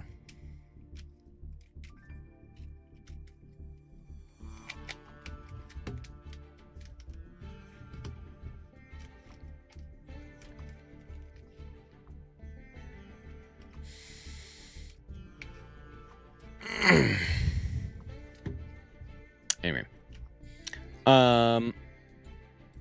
yeah, that's pretty much all that I have to say about Worlds. We'll play a tiny, itty bitty bit of Legend Anthology with Darklord because we can. I don't even know if they did anything to Darklord. I'm not gonna lie. Did they? Can I just like fully play this deck? Vamos to find out. Holy crap, I can. That's kind of crazy. They even gave me 2 Super Poly. They gave me Rahama, which is not an anime archetype or a card. I have Fua? Why the fuck do I have Fua? I forgot about that. Why the fuck do I have Fua? Who the huh? Why Fua? Anyway, it's fine. It's totally fine. I guess I don't need Theseus. What fusions do we have? We have, that guy? Not that guy. Yeah, that guy? Not that guy. We do Mysterion. Do I have Secretarion? I should have Secretarion, right? No, I'm stupid. I made Mysterion instead of Secretarion because I'm, again, stupid.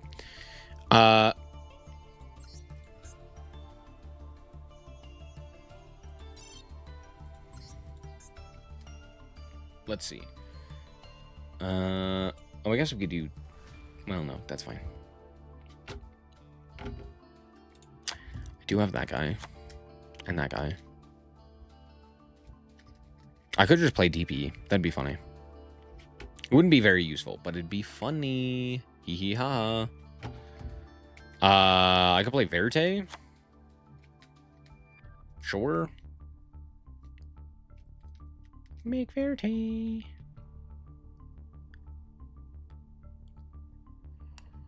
Do I just play like polymerization for Verte purposes? No, that's a terrible idea. Why would I do that? Great question. I can't really play Doug. That doesn't do anything. I don't know. What other Link monsters exist? Do we have Cross Sheep randomly? That'd be crazy. I don't think I'd use it, but it'd be crazy. I could play Axis Kotaker. I don't know why I would need to play Axis Kotaker, but I could. I have to hark.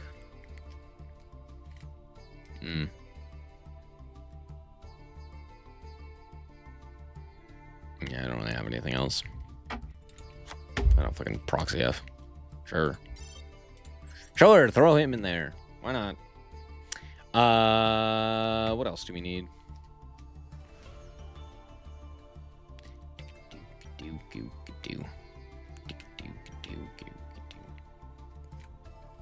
Probably more hand traps, right? Like Nibiru or something. Play an additional crown. Because we just have these hand traps. Could play Droll. Droll's always fun. I like Droll. It's a good card. Throw in the one Nibiru. FOE ball. Chimera is fully playable? Oh, you hate to see it.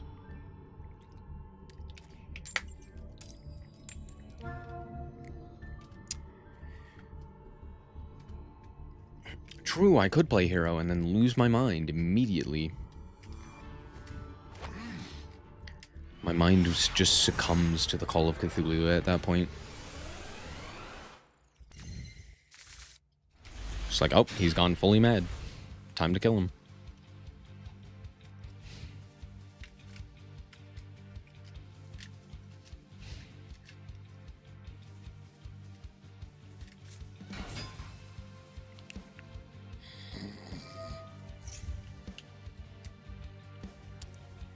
I totally forgot about this deck's existence. They have Baron, by the way. Do you know they have Baron? That's crazy.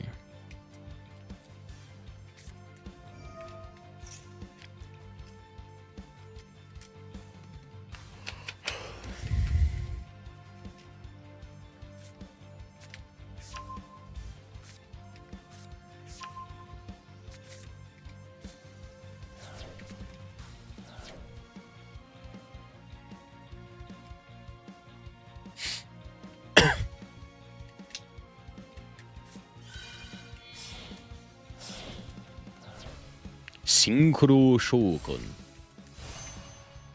Scrap warrior.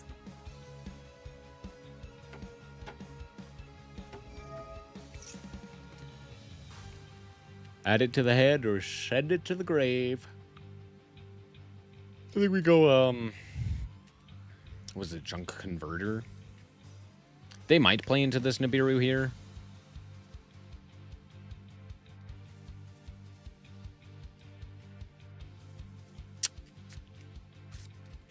But then again, they might not. Is Nib better cook? Hopefully. But if I'm not mistaken, I think this deck can. I don't think they can now, but I think this deck can make Baron before going into Speeder. Or they can make it like unaffected or something of that nature. I can't remember.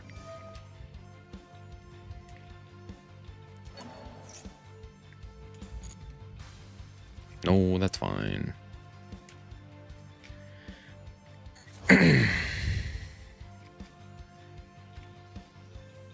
Any decks that are similar in execution to Rescue Rabbit? No.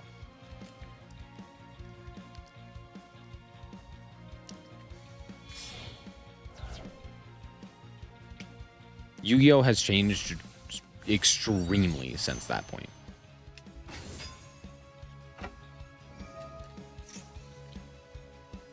Yep, that's fine.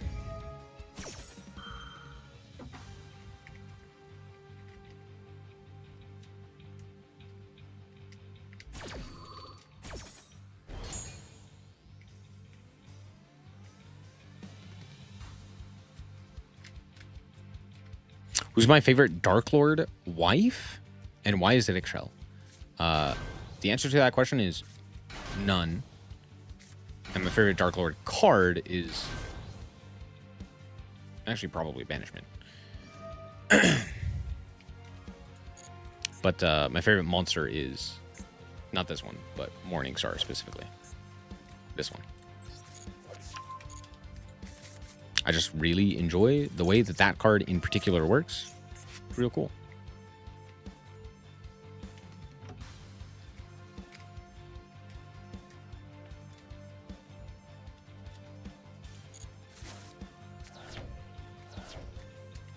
That's a 1-of, by the way. Get it, guys. Fucking loser. Junk Speeder should be banned.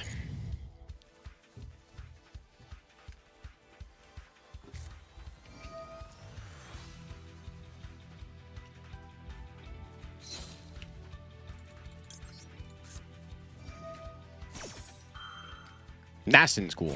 Oh, actually, no, Morningstar is still my favorite. My second favorite, and it's close, is Tez. I fucking love Tez Cosmipoca. Oh, what a sick card. It's so fun the way that you can use it in Darklord in being able to, like, add it to the hand in response to the destruction effects to protect your monsters. That's awesome. That's super sick. Not El Primero? No. El Primero is not my favorite. It's Morningstar. Morningstar is super sick. I like being able to kind of equalize a board state with a whole bunch of really powerful monsters. I find that really fun.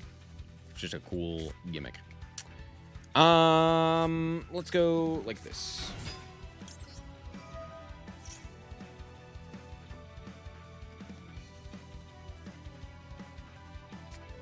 Ash Blossom and Joyous Spring. Oh, cringe. You hate to see it.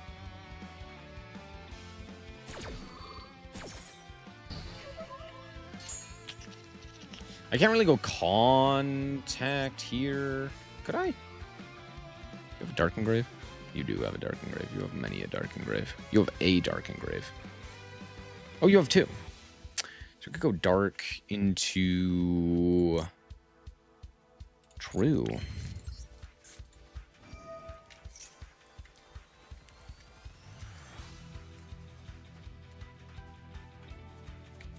Mm-hmm. Oh, you know what I could do? No, because that's only on special. My opponent surrendered, not knowing anything that I could actually do.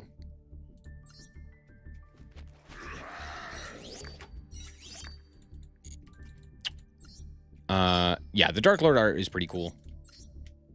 I'm a real big fan of Contact. This artwork is maybe my favorite.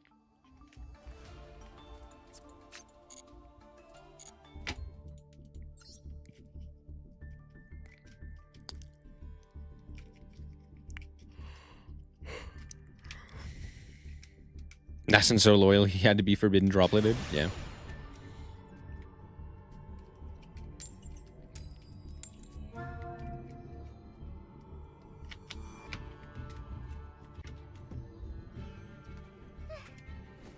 Going second. No. You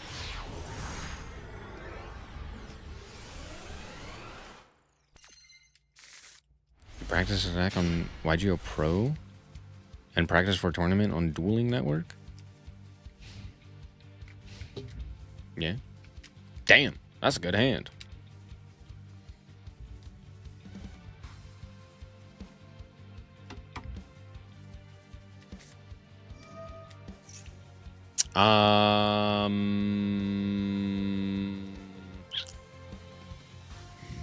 I probably impulse this. Yeah. It always sucks hitting this, but I think it is technically correct. We'll see. Yeah.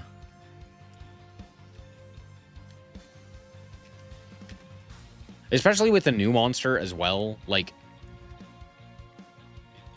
them being able to put the body onto the field and then also be able to search to grab another guy, basically. It's like, yeah, I kind of have to cut them off of that.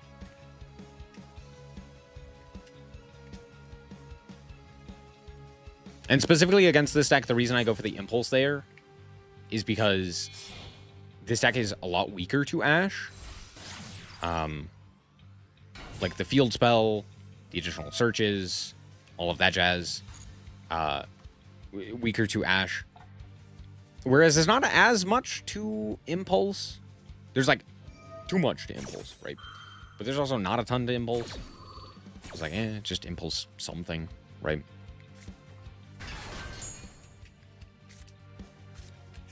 Boot sector, shorter. Oh, tragic.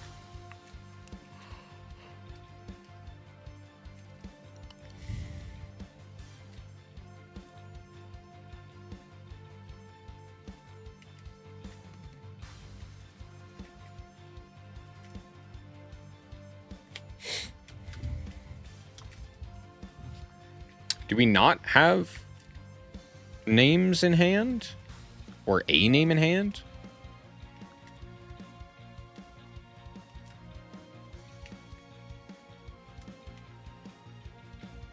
Bro's figuring it out. Hold on. They'll figure it out. Did I pull the new alt arts? No. Why would I?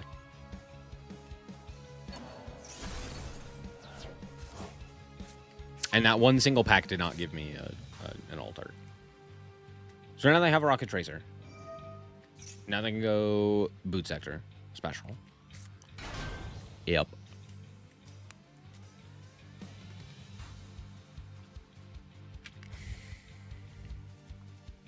Here's the thing.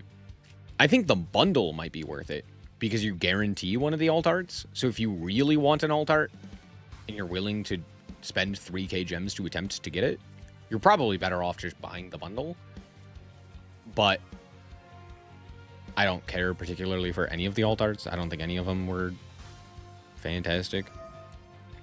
When am I making an alt art tier list? Never. I think I made one a while ago. I can't remember. We're going to pop this instead of using it as link material so that we can draw a card. Sure. Yeah, that's fine.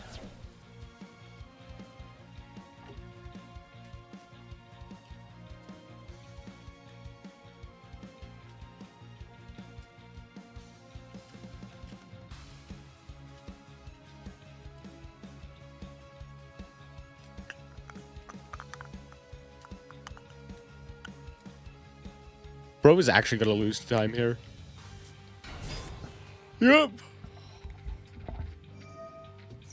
Yep.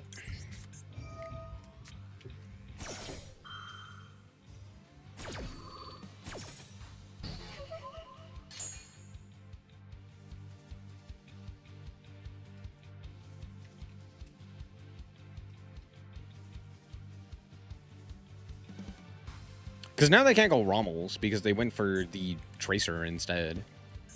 For some reason. They also decided to pop the Noctovision as opposed to popping the boot sector. Like, imagine if they popped the boot sector there. And then they had 3 bodies on field. That's a lot more. And they would have gotten the draw off of the Noctovision.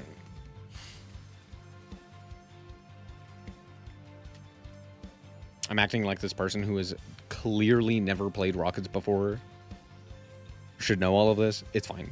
They're doing great. Overload Savage. Oh. Yeah, that works. Yeah, that's not bad.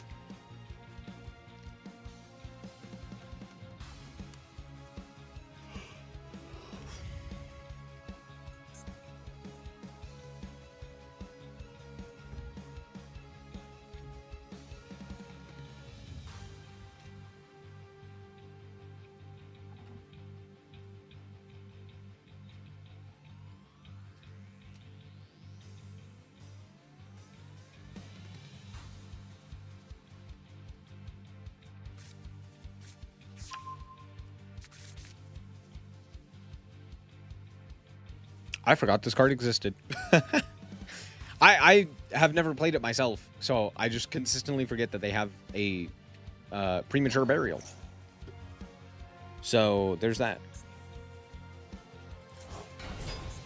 Yeah. Now what? I don't think the Link 3 does anything, right? I think it also needs something. Or can they get away with just the 3 body? Maybe they can. Oh yeah, because this one just adds a rocket. Yeah, no, they should be okay. They should be able to still end on something here. Double interlock, sure, sure.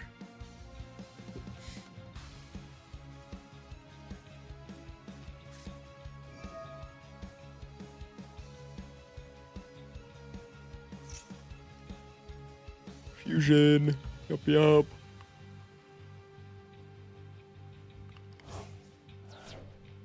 Yup, out comes the fusion.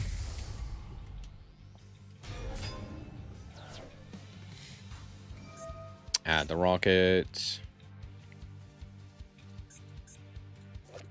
Actually, Absolute's not a rocket. Oh, right, this guy's. That guy's special summonable.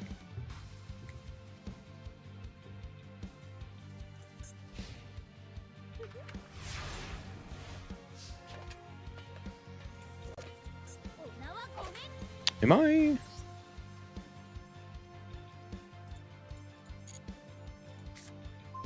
They must have 0 time.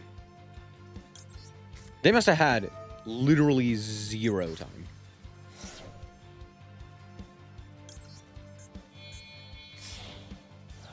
Comedy. Is this trigger? Link material. Link material. What was that end board? The end board of I ran out of time.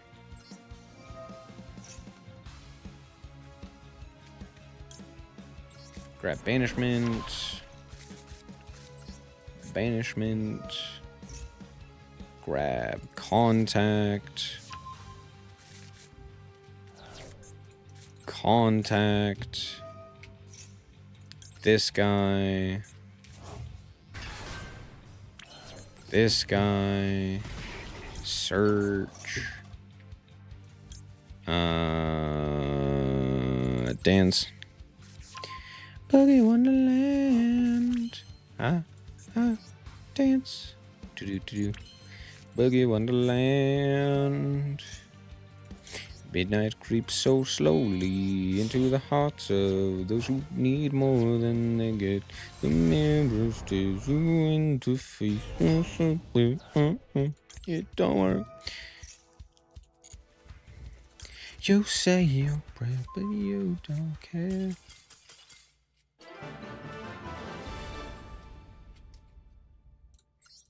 I kind of did I goof there?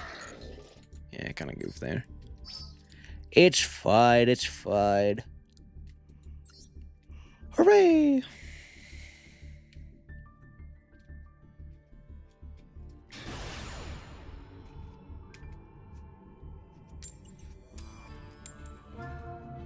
Man, imagine winning a coin flip. Could not be me. No, we don't do that here.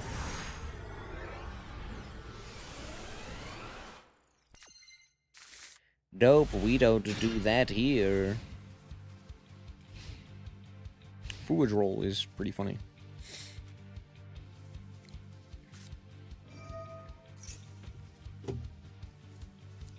Fun.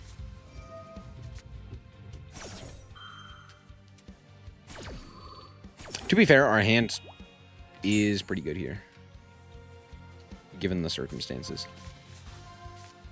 There's no way they didn't draw one. I hate it here. Man, I fucking hate it here. What do you mean you didn't draw one? Balls. Alright, we can normal Dehudi and then just instant Super Poly away the field.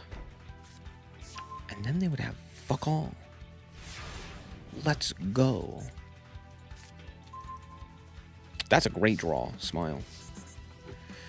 Normal this guy. Effective this guy. Response.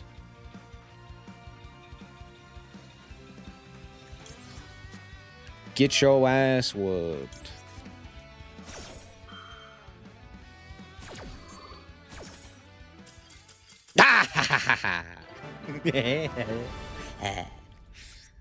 Got him. Just draw the super polymerization. It's that simple. If Konami ain't gonna ban it, I'm gonna take help. I'm having a stroke. Will I climb with Darklord this season? Define climb, because I already technically have multiple times in multiple different events. We'll do one more. And in ranked.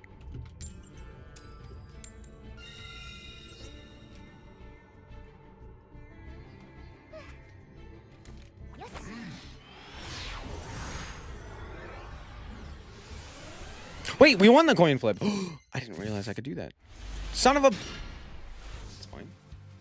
It's fine. It's not fine, but it's fine.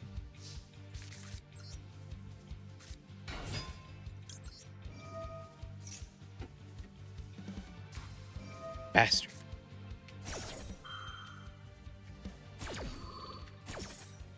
I knew this would happen.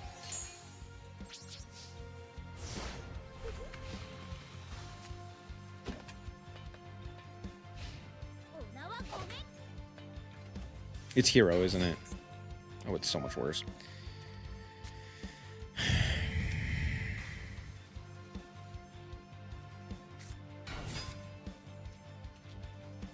They even play around Droll. Man.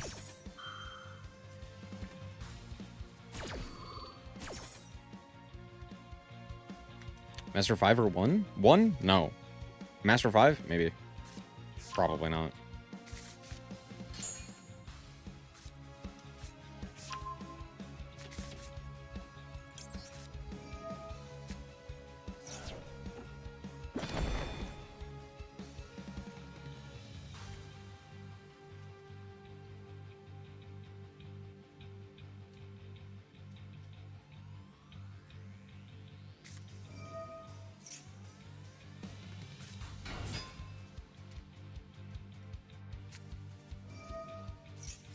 Mm-hmm.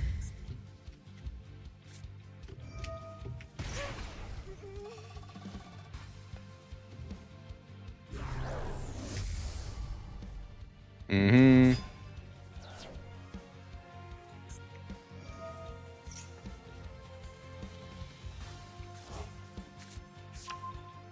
Mm-hmm. Mm-hmm.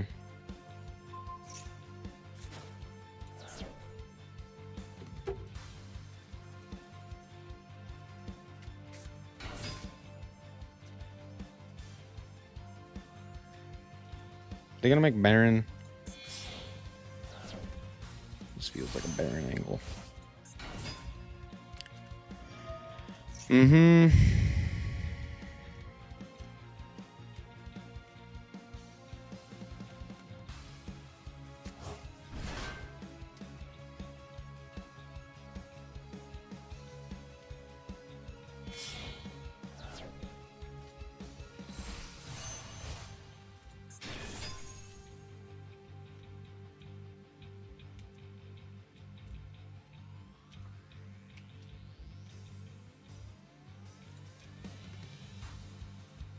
Just control? No.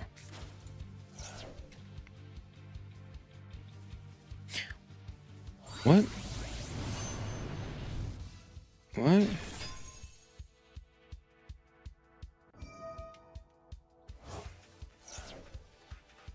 What?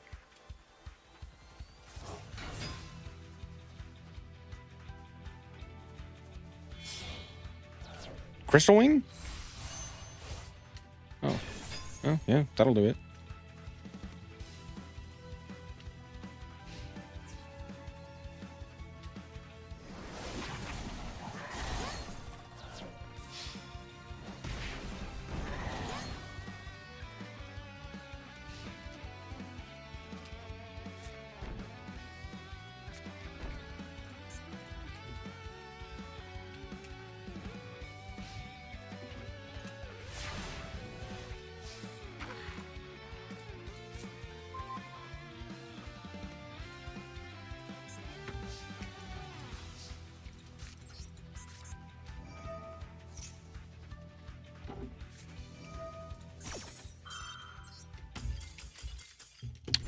Fun game.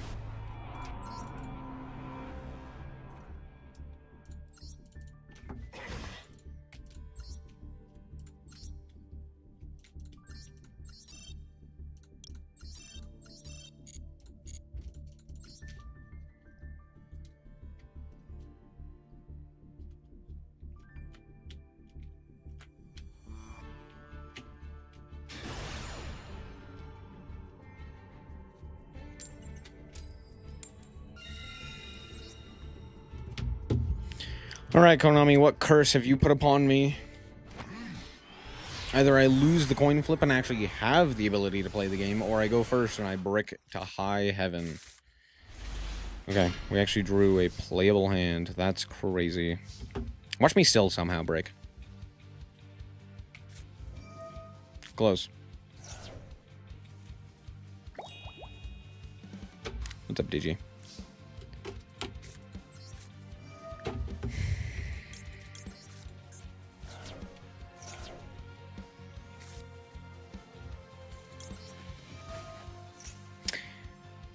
You know when I said that I was joking, right?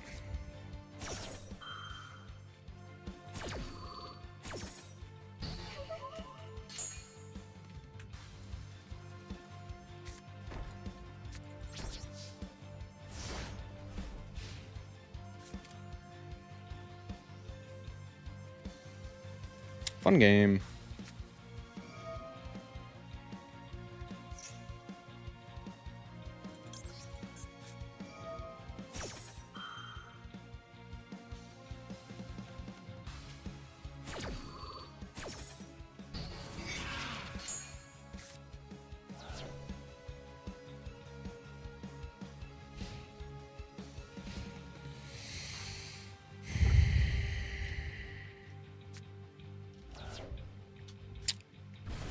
Yep.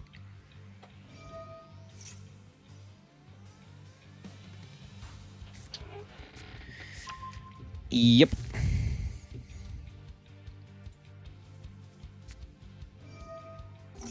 Mm-hmm.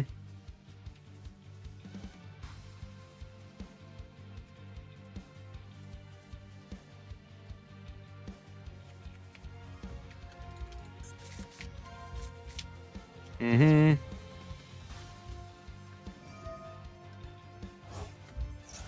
Sure.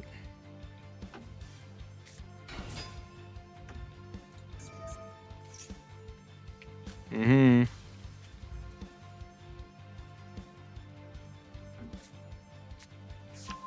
Yep.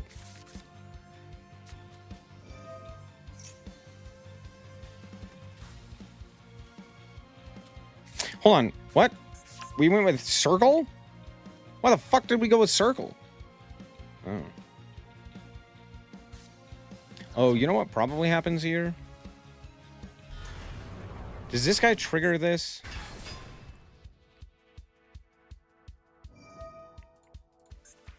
Now that's some bullshit.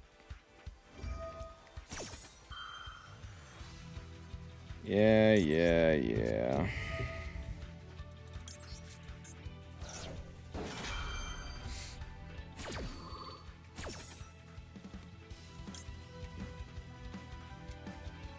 Your grave.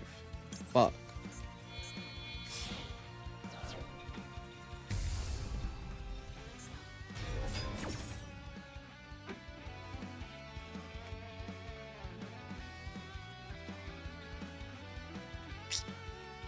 Yeah.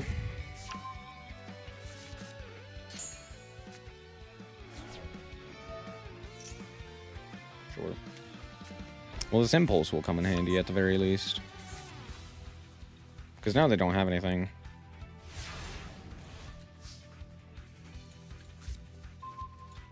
That sucks.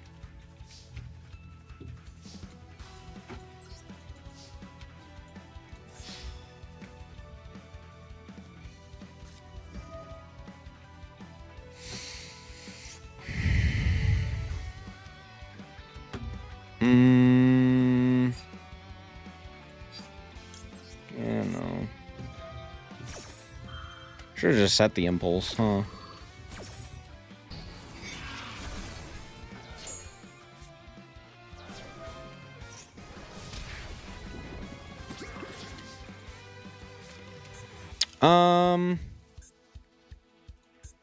Go dark.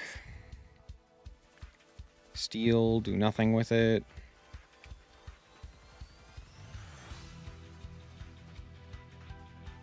Could go Verte, do nothing with it. Yeah, pass the turn.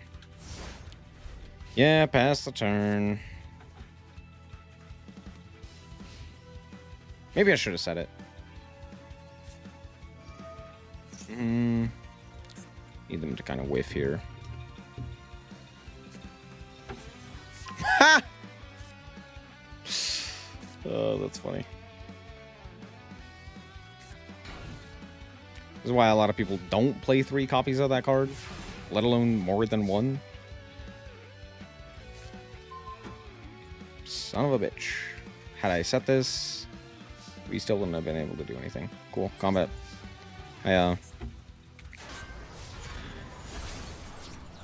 Main 2. Pass the turn.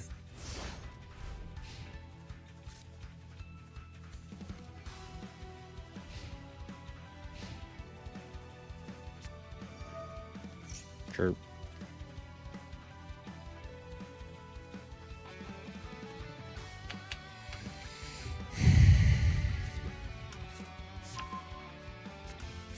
Fuck are we adding with Rod?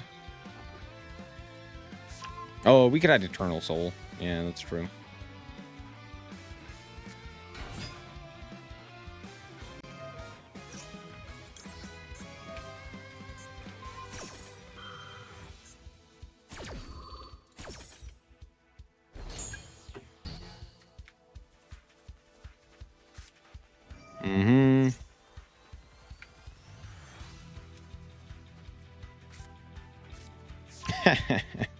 That's nice.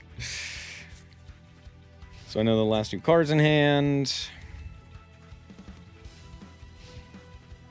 Oh, they gave me a win condition here. I think I win the game off of that. Them not attacking wins me the game.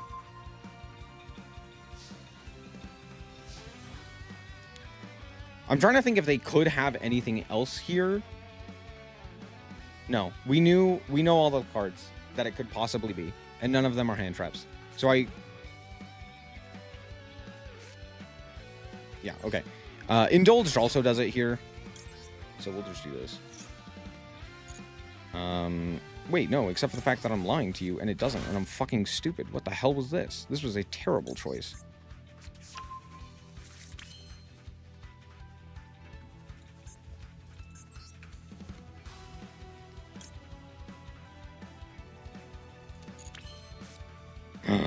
No, I goofed.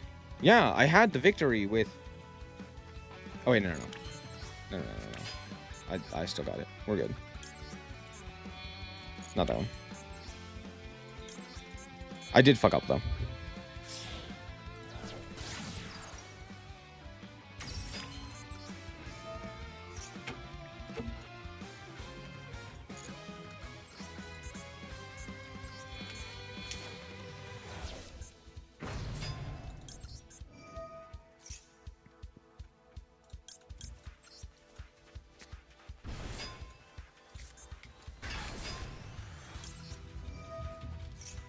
There we go.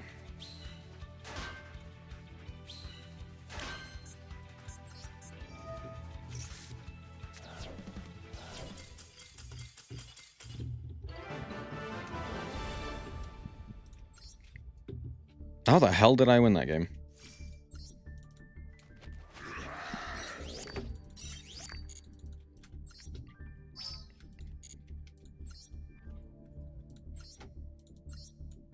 Wrong button.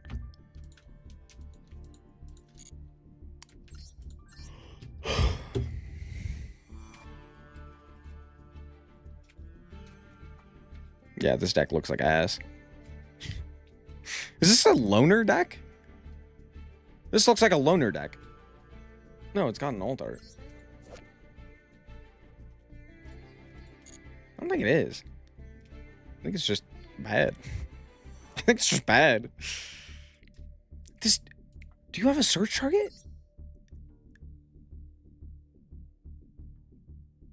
No. Why are you here? You don't do anything. Okay. For kicks and giggles. Just for funsies, I guess. I don't know.